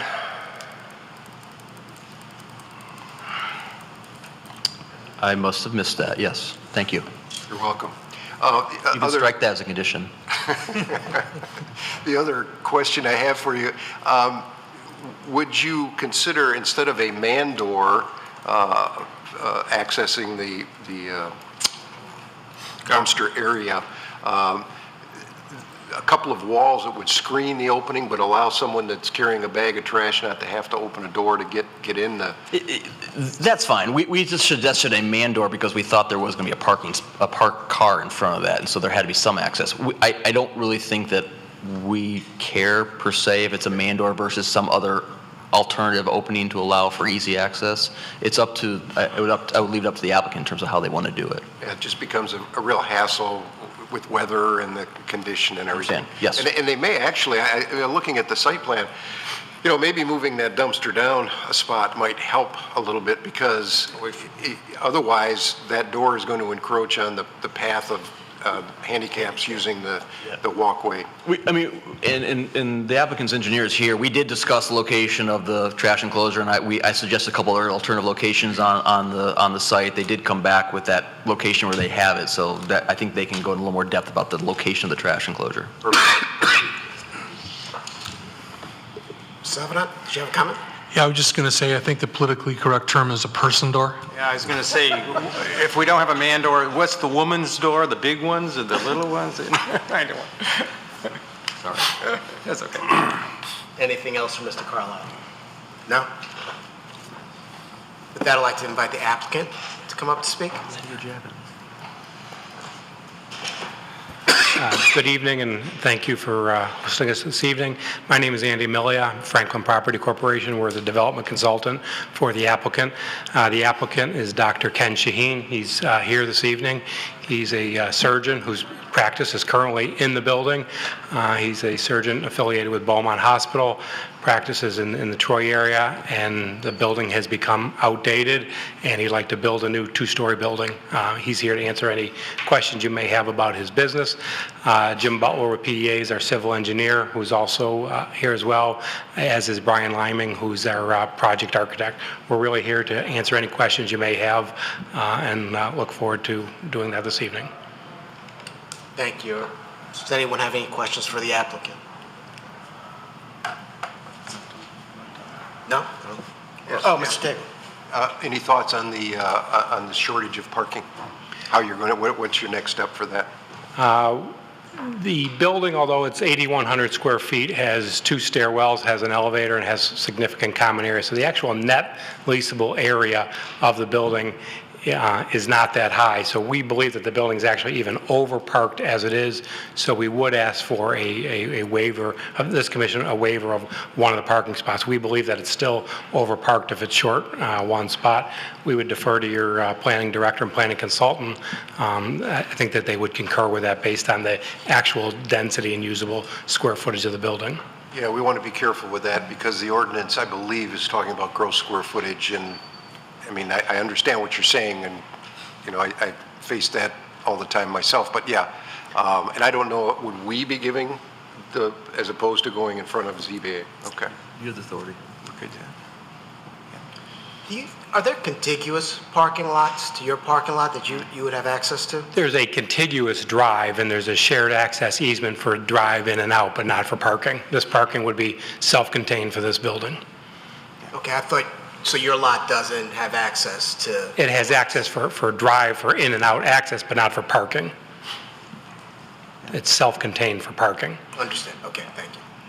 Yes, Mr. I just want to mention that because I know that situation, the big problem was people from other parking lots, other buildings parking in that lot, and that was a part of the problem. And that, it doesn't affect our decision here at all, but has that hopefully been remedied enough? And we could remedy it further with signage, reserve parking for the businesses located within this building. That would help to police that as well. Yeah, it was a problem at least 7 years ago. Thanks. Anything else for the applicant? No? Mr. Tagle? I have a question for the engineer. Jim Butler, PEA, address 2430 Rochester Court, Suite 100, Troy, Michigan. Mr. Tagle. Mr. Butler, how are you tonight? I'm well. How are you? I'm fine, thanks. Because this is an existing site with existing parking, are there any stormwater detention requirements imposed on the project? Currently, right now, the site utilizes surface detention. There's a restriction in the last manhole that goes out to the street. We are going to keep that in place, but we're also going to add a water quality unit to handle it, to treat stormwater after it's been detained. Are you putting in, it looks like new storm sewers on the Yes. site? Are you going to have any retention in the pipe itself? The pipe will not have retention, but when it does back up, it will hold water for a period of time. Right. Okay. And then the other question, I noticed that you improved the strength of the bituminous paving down that northern aisleway. Was it thought about like a trash vehicle coming to pick up the dumpster? Would they be going down that drive and then going to the other contiguous sites to pick up trash? Well, there is cross-access easements in place between the parcels. As Mr. Milia pointed out, there is, access between those parking lots, while there's no shared agreement for parking, but for drive access, certainly, they do exist. Let me grab that paving plan. Yeah, we have the drive aisles improved for the purposes, just in case larger vehicles do go through there. Okay. And you're comfortable with the geometry of a truck being able to get in there and get that dumpster? Or are they going to have to pull it out, you think, into the aisle a little bit to actually lift it up and over? We actually did a turning movement on that. That was one of the concerns that we had when we looked at that positioning, and I think it satisfies that. Thank you. Thank you. Mr. Brent, yes. Mr. Tagle brought up earlier about the trash enclosures right next to a handicap place. And because those parking spots are usually wider to meet code, is there going to be a problem with being so close? Could it be moved over 1 or 2 spaces to the west so it doesn't get so close to the handicap? Or what's your thoughts on that? Well, the challenge becomes if we move that farther to the west is access, like Mr. Tagle. We are using a bit of the drive because of the way the geometry is. We're kind of getting in this way. If I shift it over, I'm going to have to make a really difficult maneuver with that trash truck. Okay. Okay.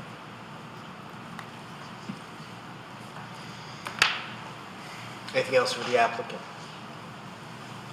Thank you. Thank you.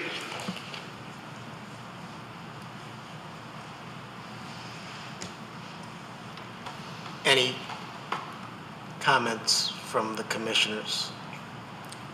I would like to waive that extra parking spot. I don't think it's necessary. I agree. As part of the resolution. Are we ready for a resolution?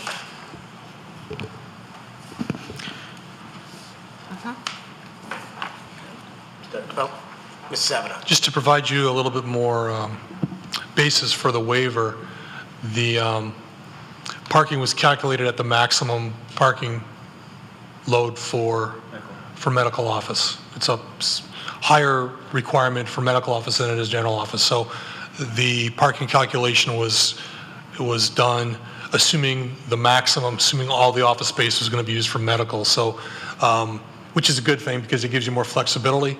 So if any of those spaces were not used for medical, that would free up that space. It also kind of assumes the worst in terms of parking. So what we've had a lot of applications come before Planning Commission where they've received, for medical office, where they've received waivers or reductions because their business model, they have fewer appointments, and they, you know, if the applicant could perhaps provide information like that, that would even give you more of a basis. But given the fact that it was calculated with the maximum parking load, we're losing one space, I think, is not that big of a deal. Can I say not that big of a deal when I... Yeah, please don't quote me on that. Please use person door in your motion, please. Yeah, we will, definitely, absolutely. John will do that one. You want to do it, John? No, go ahead. Oh, all right. Are we ready for resolution? We're ready. Okay. Resolve that preliminary site plan approval pursuant to Article 8 of the zoning ordinance as requested for the proposed Crooks Medical Office building located on the west side of Crooks and south of Butterfield. Boy, I'm having a tough time today. Parcel 88-20-29-227-021, Section 29, within the Office District be granted, subject to the following. Eliminate the parking spot in front of the trash enclosure. We find that, I don't know if you have to write all that down, but we find that it's not needed for this particular application. The building lighting, we don't need that one either, okay. Install self-closing springs to gate the trash enclosure. And we're going to add the door, the person door? Okay. Add a person door to the trash enclosure. Thank you. Can I get support for that motion? Mr. Hudson. Mr. Sabino, we're ready for the roll. Oh, it's 8:34. I find that whole person door thing funny. Mr. Hudson. Yes. Mr. Krent. Yes. Ms. Fowler. Yes. Mr. Rahman. Yes. Mr. Tagle. Yes. Mr. Apahedian. Yes. Ms. Cruz. Yes. Mr. Lambert. Yes. Mr. Faison. Yes. Motion carries. Thank you. Item number 7 on the agenda is Planned Unit Development, file number PUD 2018-0020, proposed Altair Campus, south side of Big Beaver, west of John R., parcels 88-20-26-200-078, 88-20-26, -200-093 and 88-20-26-226-004, currently zoned PUD 7 and RC. Could you repeat that, please? Oh, absolutely. No. Mr. Carlisle. I don't have a formal presentation because really this is a time for Altair to kind of really present to the Planning Commission to get feedback. But just a quick background, Altair Engineering is a global technology company located at 1820 East Big Beaver. They were founded in 1985, and they have had significant growth in that time. Currently, they have over 2,500 employees in 81 offices in 25 countries. So we are lucky and privileged to have them headquarters and based here in Troy. Based on their recent growth and growth strategy, they need additional space. They currently have their site on Big Beaver, and it happens to be that there is adjacent property next to them that was approved as part of a planned unit development that has not been built out. A portion of that PUD was built out, and that was where the CVS is and the Tim Hortons, et cetera. But the backside of that, which Director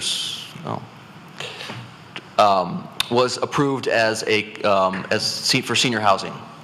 Obviously, the senior housing market has changed, and the applicant tonight, Altair, has an interest in acquiring that property and further building out their site. It's a significant build-out with a couple of buildings, as well as a potential parking deck that would be a significant investment in this area. And really, at full build-out would really be a strong bookend for Big Beaver from east to west. So I probably said too much already, but the applicant tonight is here before you to present a concept plan. They're looking for feedback from the Planning Commission in regards to, are they heading in the right direction? Are there any significant issues that they should consider in more formalizing their concept plan? And then the steps for approval would be they would come back to the Planning Commission for concept plan approval and then proceed with the PUD application moving forward. So tonight is simply a chance for them to introduce the project to the Planning Commission and get some direction and feedback from the Planning Commission moving forward. Thank you. Any questions for Mr. Carlisle before we invite up the applicant? Mr. Lamb? Thank you, Mr. Chairman. This question may actually be more for Mr. Savada, even though this is probably more of a process question, but is this property in the smart zone?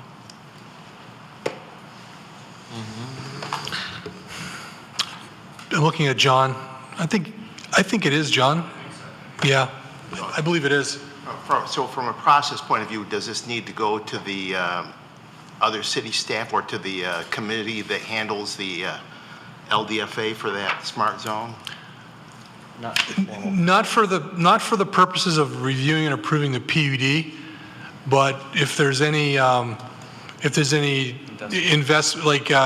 programming through the LDFA that the applicant would seek, then they would have to go through that body. But for the purposes of amending / rescinding the existing PUD and amending it to allow for this, I would say no.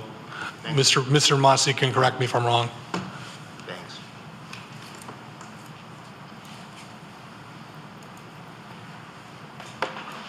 Are we ready for the applicant? Yeah, just I guess he's not. one of the things, just to piggyback on something very briefly that Mr. Carlisle talked about. So the existing PUD. So this, if you look up to the screen, this is a little bit wonky. North is to the left. This is Big Beaver here, and this is John R. So what's been constructed so far is a CVS pharmacy, a credit union, and a Tim Hortons. And there was additional buildings here. I actually inserted the incorrect drawing here. This is proposed 2 senior living facilities, 2 buildings. So one of the questions that we'll be asking you, so Altair, their existing buildings here, and they basically have acquired this portion, you can see me outlining here, to the right of this or to the south of this. They're essentially proposing to extend their campus. So one of the general questions is this appropriate to take this approved PUD, where 3 of the retail buildings were not constructed and 2 of the senior living facilities were not constructed? Is this appropriate? That's a simple question, but that's one of the things we'd like you to answer tonight. And with that being said, I'd like to hand it over to the Altair team. Thank you. Good evening, everyone. My name is John Penorius, and I'm the attorney representing Altair Engineering today at tonight's meeting. With me today is Dave Simon, who's the Altair Chief Administrative Officer, and he's here to give you some more background on Altair. Martin Nichols, who's Altair's Chief Operations Officer. Tom Paring, who's retired from Altair and an advisor on this project. And Dan O'Reilly from SOM, Altair's engineers, who will take you through the development as we currently have it. As listed in the agenda, the properties are currently zoned PUD-7 and RC.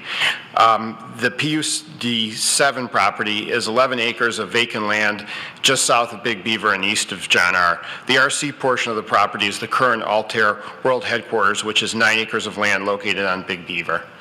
The properties are adjacent to each other, and the total of the 2 parcels is about 20 acres. The PUD-7 zoning is based on a development agreement dated June 18th, 2007 with SAAM-Troy LLC. Pursuant to that agreement, the vacant land was to be developed into 2 phases, retail and then senior living. As you can tell, some retail was developed, but the rest of the land has been vacant for a long time now.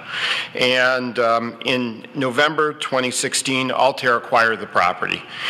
From 2016 through the summer of 2018, Altair has internally explored different ideas for the vacant parcel And in the fall of 2018, we filed our application for a PUD with the City of Troy.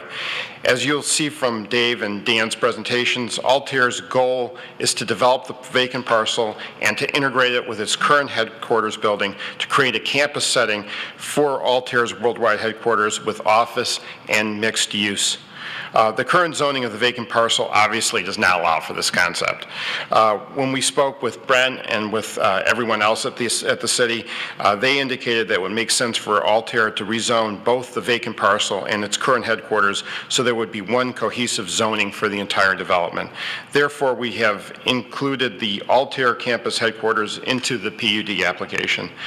So we come here before you today pursuant to Article 11, Section 11.06 of the zoning ordinance, step 1, concept approval, plan approval, and ask for your review of our initial proposal. So with that, I turn it over to Dave, who can tell you a little bit more about Altair, unless you have any questions. No.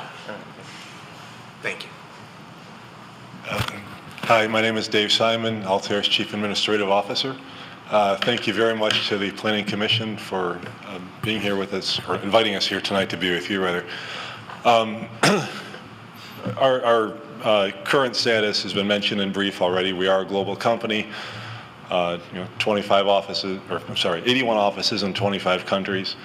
In 1987, we first moved to Troy, and we were in hundreds of square feet in Troy. It was hard to believe we would ever fill that space, and so it's kind of a kick to hear us referred to as a company with our global headquarters here in Troy. We don't think we're done growing. We think we have a very, very exciting future. We're happy for that to be here in Troy, and hopefully we can answer all your questions. Thank you very much.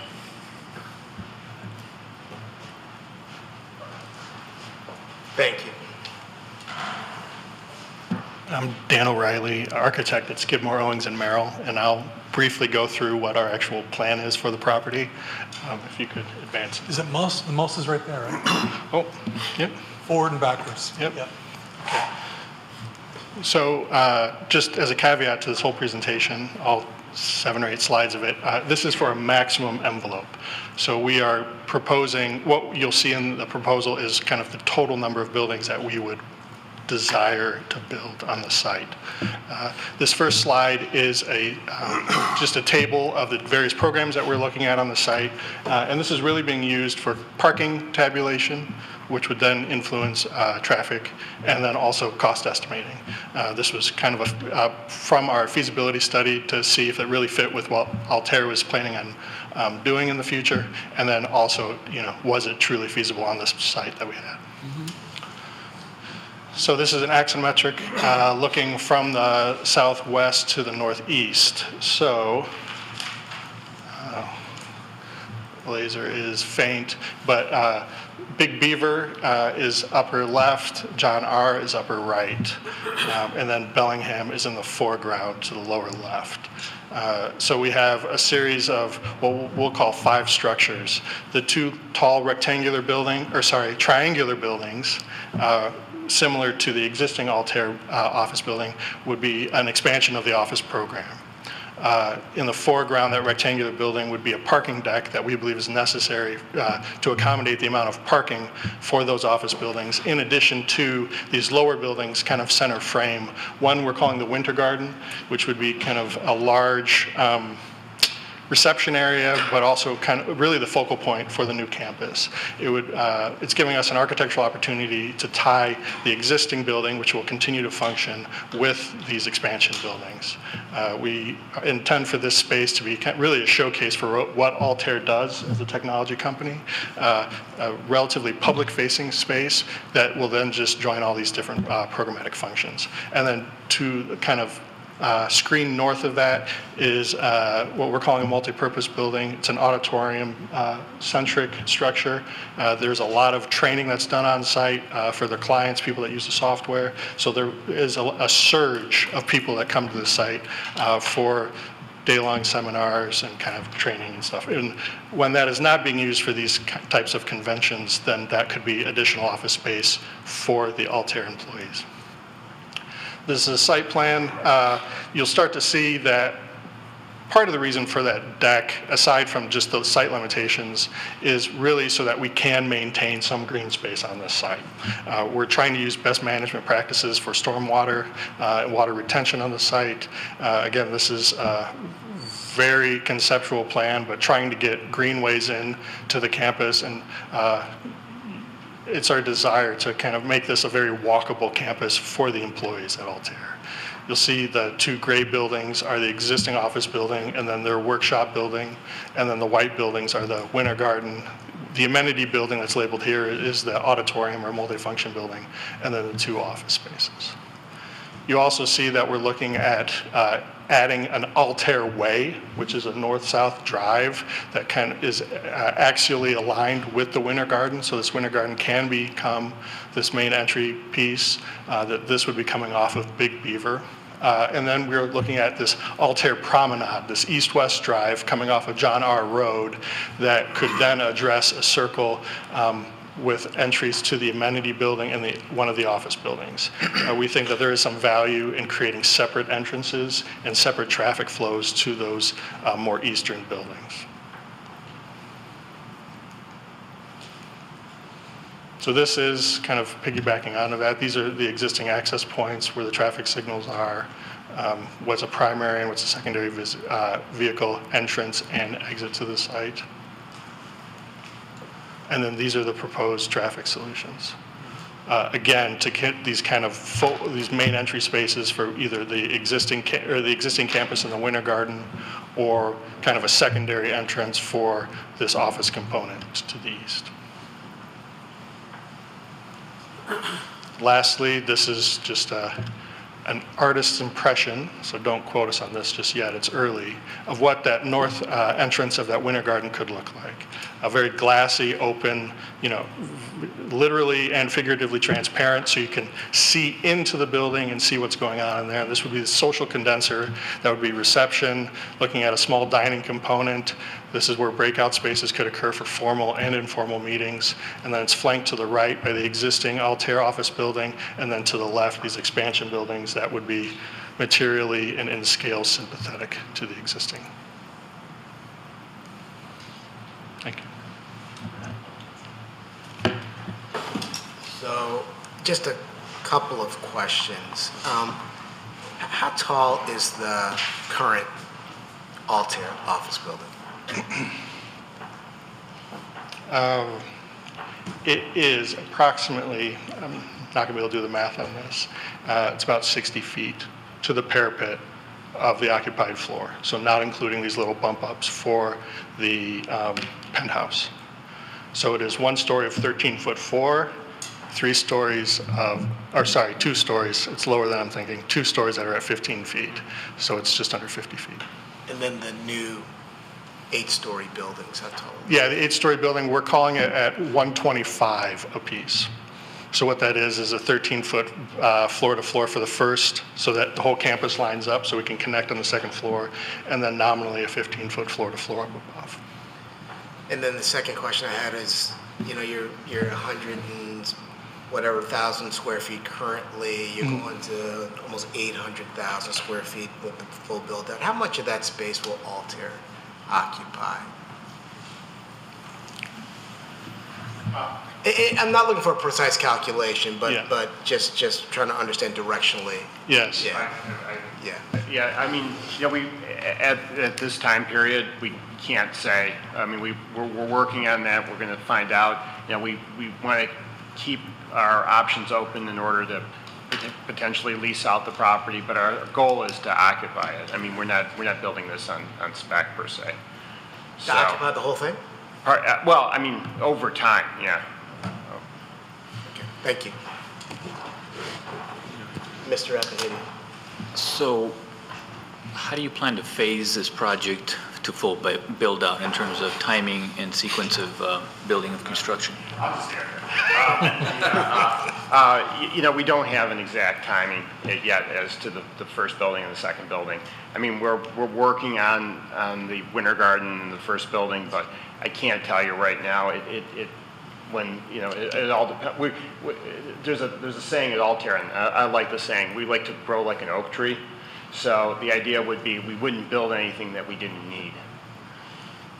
But as far as our needs go, as far as the company's growth goes, that's, we're trying to get an idea of what the maximum envelope we can have here and go from there. But, as far as timing goes, I can't tell you right now, when anything will get absolutely built. So just to follow up to that question, I guess you don't have a specific timeline, but for the entire campus to be built out, is this something that you're looking at 10 years out, just hypothetically or ideally, whatever the situation is? I mean, I guess it depends on your growth, but it depends on our growth. I mean, I don't want to, commit to 10 years or 15 years or 5 years or anything like that, because something could happen where we would need the additional space and we'd have to build it. Our goal here again is it's growth for the company and for that time period. So we can't. I don't want to tell you 10 years and then and then something happens and we need to grow and we acquire a company or we grow into organically or something happens. And I'm wrong about that time period. So that's I'm just trying to, that's why we're doing this pre-meeting, is to be as honest and open with you as to what we'd like to see, in this property. Mr. Tagle. I have two questions. Although you can't talk to the timing, what would be the phasing as far as which buildings would be developed first? Well, I mean, obviously, I think we'd look at the Winter Garden and the would be the first building. Yeah, we have been looking at the Winter Garden and the auditorium first, if it were to be broken down into phases. All right. Second point, the 10-story parking structure. Have you looked at burying some of that? That seems to be a very imposing element on the site to really is going to start. I mean, I understand about being a backdrop, but I also think that it's going to be very imposing relative to the other massing that you've started to create. Yes. Underground parking is something we can look at. I just want to be clear, yes, it's a 10-story building. The floor-to-floor height of a parking deck, as you can imagine, is shorter, so it is not the tall building on campus, but it would be a tall building, yes. We could look at below-grade parking. Yeah, I would really like to see something when you come back to see what did you come up with, because again, I understand the floor-to-floor is less, but 10 stories of parking is still a tall. Yep. Yeah. And admittedly, this is a set dimension. It's 2 bays by about 300 feet. So there is some manipulation with that we could bring down height as well. Okay, thanks.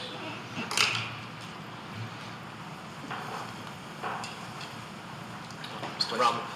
What is the occupancy level at this time in the existing building? Is it like 100% utilized or?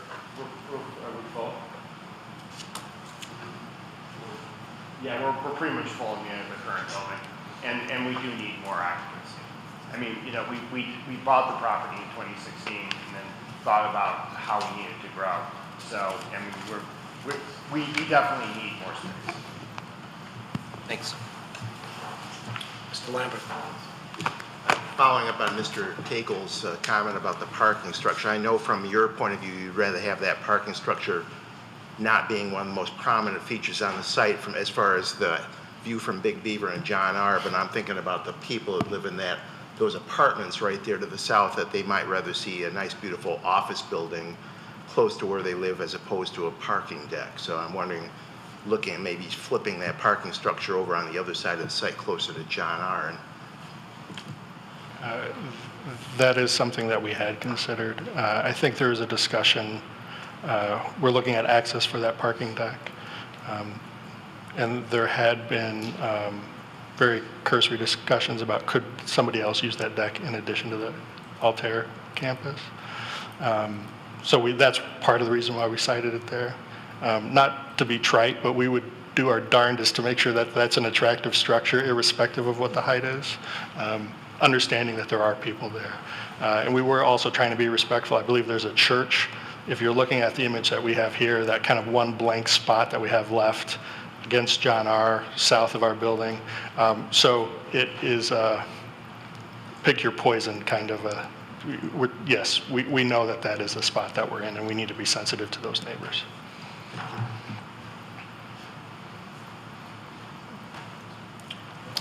Mr. Abhidian. Just another follow-up question to the parking deck. Have you gotten enough into the planning of it that you know at what point in construction you would actually need that parking deck built? Is that only after the full build-out of all the buildings? I mean, have you gotten to that point yet? Yeah, it would be after the second. The first building could be built without that parking deck. Okay. That's right. I mean, it would only be if the second building came up.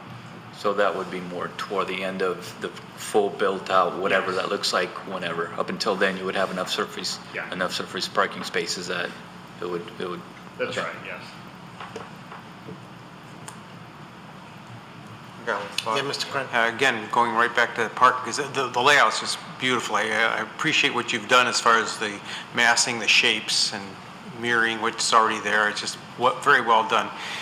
The parking, there's been a couple articles I read in the last year or so, and then it was also mentioned at one of our Michigan Planning Association conferences, is that there's two things about new parking structures that are come out very prominently, and that one is that the new parking structures will be smartly designed to be flat so that they can be converted to an office space later, not curved. I'm sure you've read similar articles.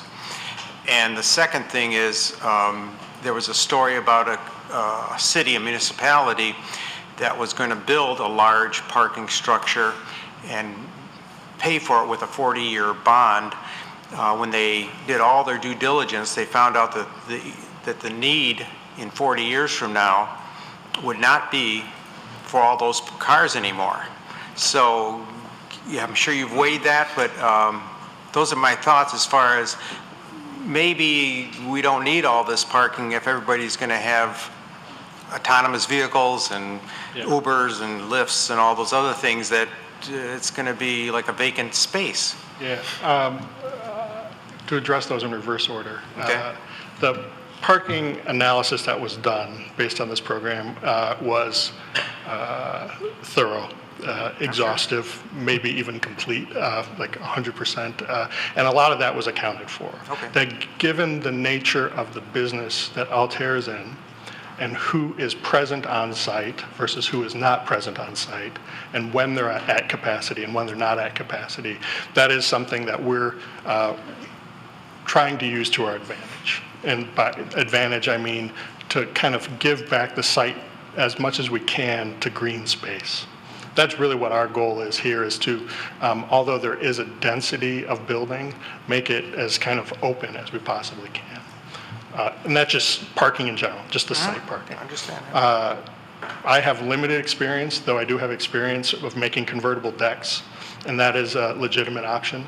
It is not something that we've really pursued as of yet, just because of where we are in the project. But that is a completely viable value add to the project. And the last one point is, I realize you're going to be matching that parking structure architecturally with the buildings.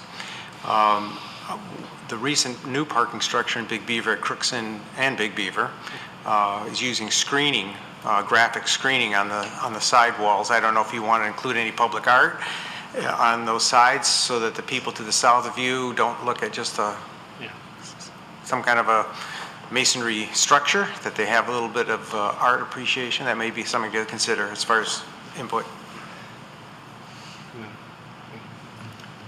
Thank you. Yeah, sure. Mr. Abhidian. Back to the parking deck again. I guess considering that this deck and the full built out is out, could be 5 years, 10 years, 15 years, 20 years, I guess at this point, there's no defined timeline.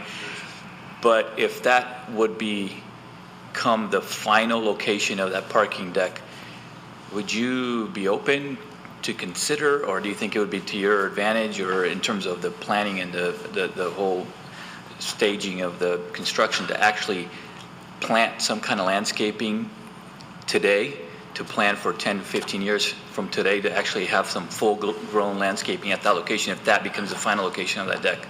Yeah, and that's fair, and I think at the kind of next time that we're all together, we'll have a much more evolved landscape plan, but the intention is that we do very much have more vertical landscaping along that edge to soften the appearance of the campus, frankly. So, you know, old growth trees, kind of conceptually, though those won't be planted as old growth trees, but that's the intention, is that we would have significant landscaping along. Ms. Cruz? I don't really have any questions, but I would like you to know that I don't very often look at what I would call contemporary architecture in terms of office space or commercial buildings and get very excited about it. But I am looking at what has been designed here and the shapes of the building and how they're going to connect to one another at the second level, and in particular, this winter garden. And my initial reaction is, wow, that's cool. Thank you. I really like it, and it goes outside my box. I've stepped outside my box on this one. I am curious on the winter garden, though. How difficult is that to keep warm in a state like Michigan with all of the glass and transparency, and clean? To get into hypothetical weeds and various things that we're looking at here, and part of this is leveraging Altair's products for optimization, simulation, and analysis.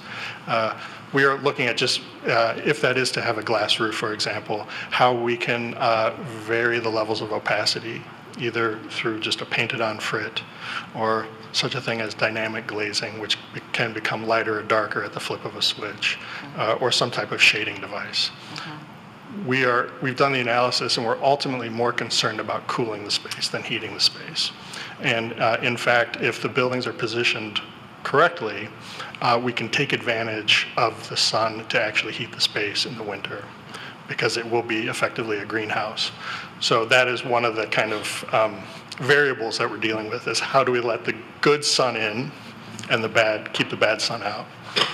And farmers have been doing this since the dawn of time, where they're planting what type of trees on the north, type of trees on the south to let light in when the leaves fall off. So we're doing something very similar, because we do know that it is a challenge, and there's going to be people that are going to be sitting there. It's not going to be a transient space. Right, so right. That is something. Well, good luck with that, because I think that the concept is, like I said, it's cool. So I hope that you're able to figure out a way to make that work and work well.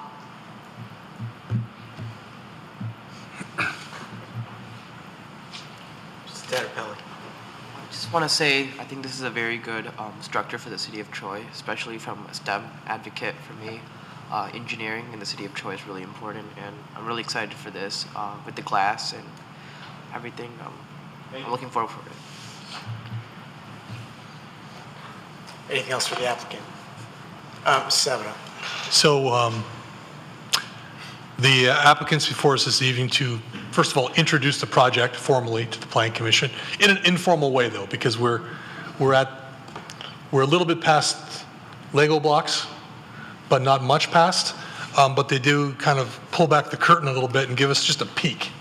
You know, so it's very exciting. So one of the questions I suggested we should be answered early on was, is the Planning Commission on board with amending this PUD? So combining the Altair property that exists today and the undeveloped portion of the PUD, are they going in the right direction? Yeah. I see a lot of heads bobbing up and down. Okay, that's excellent.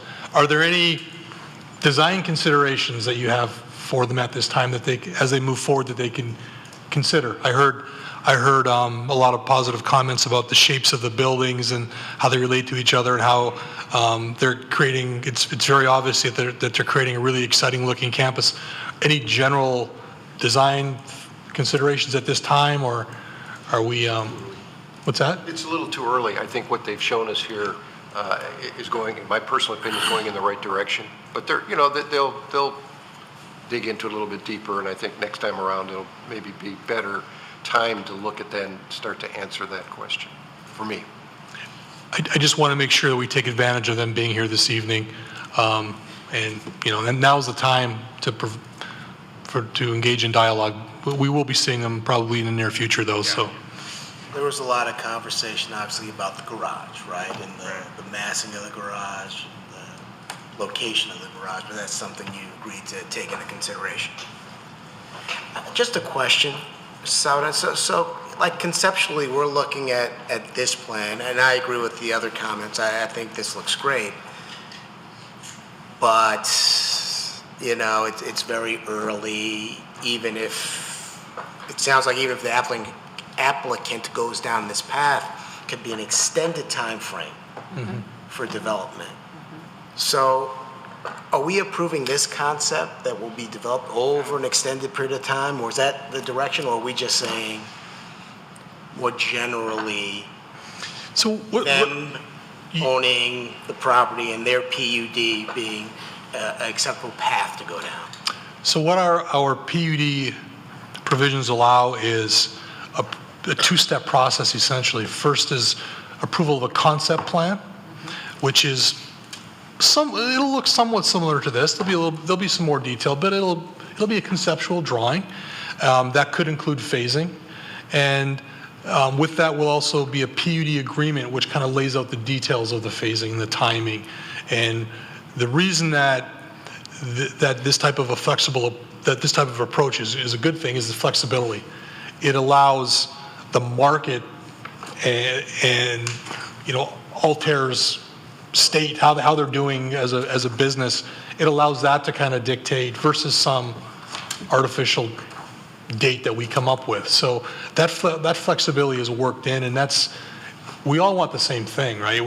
The city and Altair, we all want this to be a wildly successful campus that's going to serve them for the next 100 years. So the PUD and the concept plan is what helps get them there. Now, once we approve a concept plan, the next step will be more detailed site plan. It's called a PDP, Preliminary Development Plan. That's where you really focus on the details. And that detailed site plan has got to be consistent with the concept plan. Okay. But the phasing is kind of, it provides the flexibility.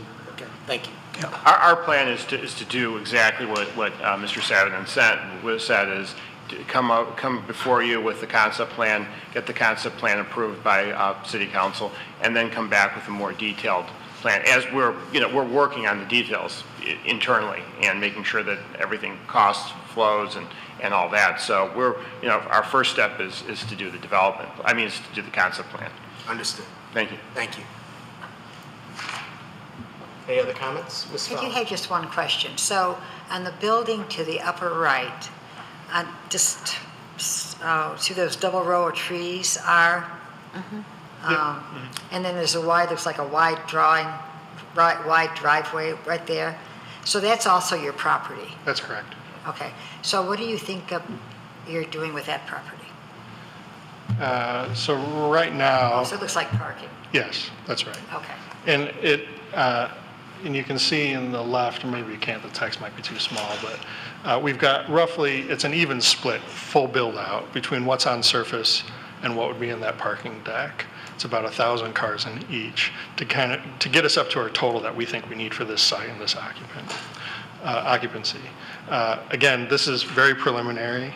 Our desire is to, pave as little as we can, and so that this is still something that's campus that's desirable to work in, and be good neighbors, frankly.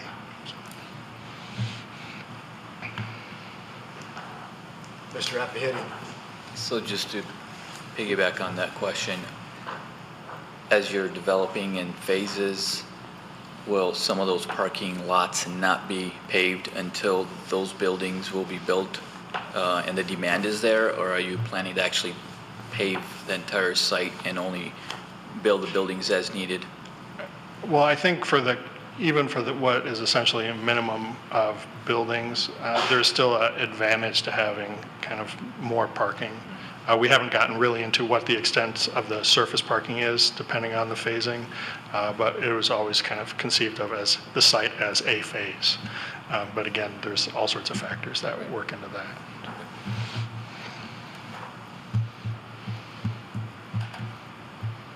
Anything else for the applicant? No? Thank you. Thank you. So, Brett, is there any action that we need to take? No.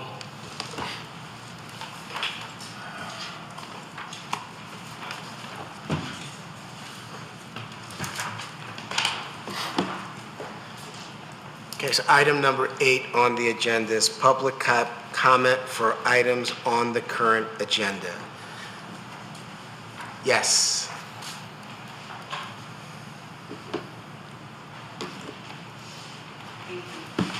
I'll just keep it just a couple minutes.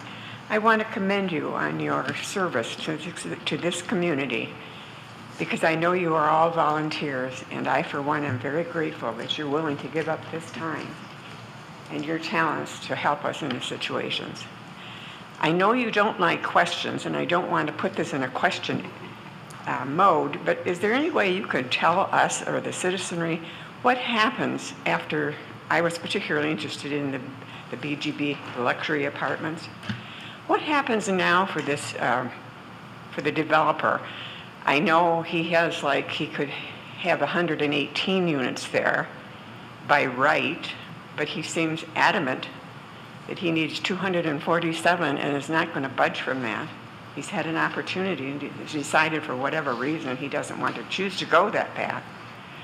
What happens now? Does he just, as a developer, does he just decide he's going to look for another use for that property other than a residential development? I would just like to have some idea how that happens. And I can't believe I'm the only one that's interested in that. But again, thank you very much for your service. We appreciate it. Thank you for your comments.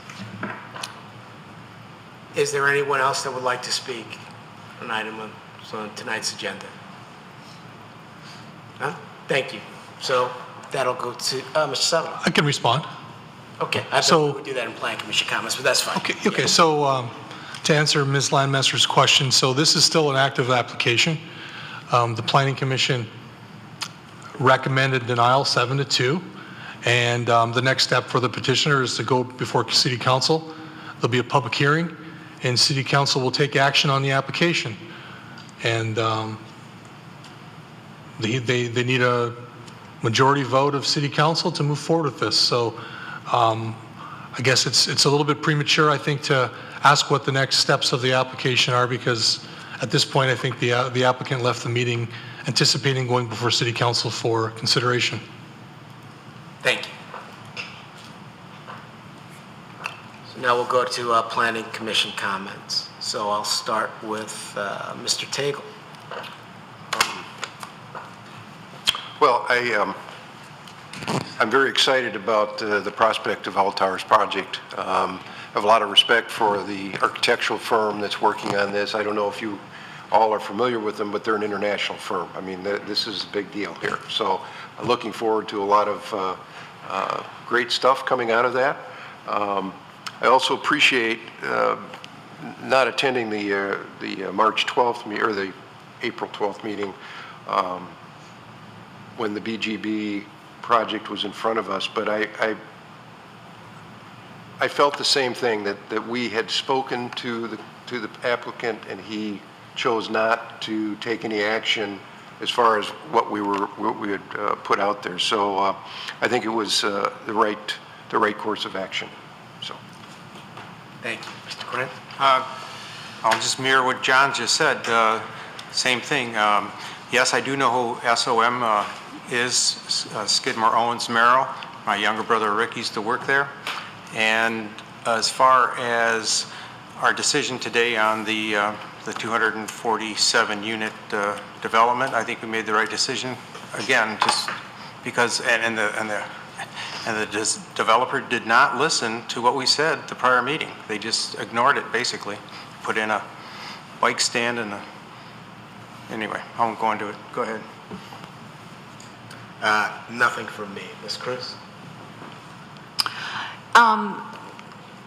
The only thing that I would say about tonight's application, to the comment that the developer didn't listen to us, I think that the developer doesn't necessarily have to listen to us, right? I mean, we can make suggestions and we can have comments, but it could be that that particular developer heard every word that we said and said, you know what, I've heard you, but I don't agree. I don't agree. And I don't think that we want to give the impression that we base our decisions on whether developers are listening to us, because that's not part of our criteria in the decision-making process. And I know that we're not doing it, but I don't want to ever send that message that listening to us matters if you want to get something through the Planning Commission. That's my comment. Mr. Chairman? Yes. So, Alan, feel free to back me up here. So, we already vetted this application. We vetted it with the applicant present, residents present. We've already deliberated. So I think it's appropriate if you want to speak in generalities about applications in general. I think that is very much appropriate. But I think if we're going to be making comments on this application that's already been vetted, the petitioner's not here to hear our comments. The residents are not here to hear our comments. I think we had our chance, and I think we should move on. And that's consistent with the direction we got from Mr. Frank at a previous meeting. So agreed. Thanks for adding that. I appreciate that.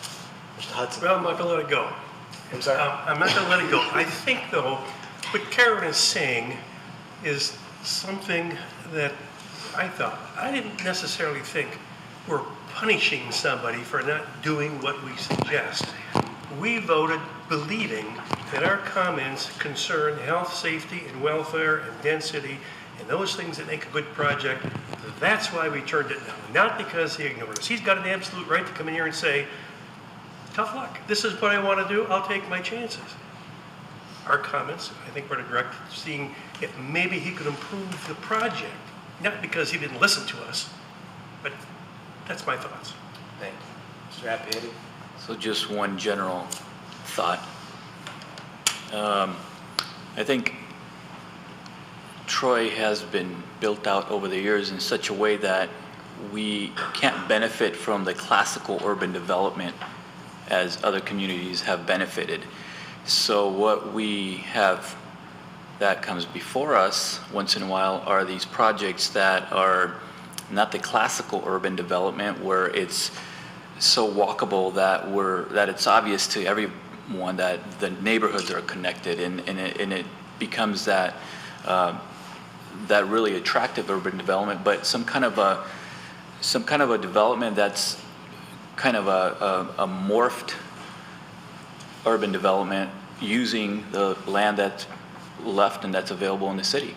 And I think as we look at various projects that come before us, I think we need to take that consideration that we have an ideal of what a classical urban development should look like, and with its walkability and all the paths and all the connectivity. But then we also should look at this development or any other development more holistically. And as I was looking at a development on Big Beaver this evening, I was also considering what's happening on the southwest corner with the development that's coming and that's being proposed. So I was looking at it more holistically, not just that doesn't fit there in that specific corner. And that was kind of my thought process. I wasn't thinking short term, 1 year or 2 years, or a specific development in isolation, but what does that corner and that area still have as potential for development? So that was kind of my thought process going into it. Thank you. Ms. Fowler? No comment. No comment. Mr. Lambert? Just one comment. we've talked about the master plan here a few times tonight, and I'm not sure how soon we're going to be entering that process again.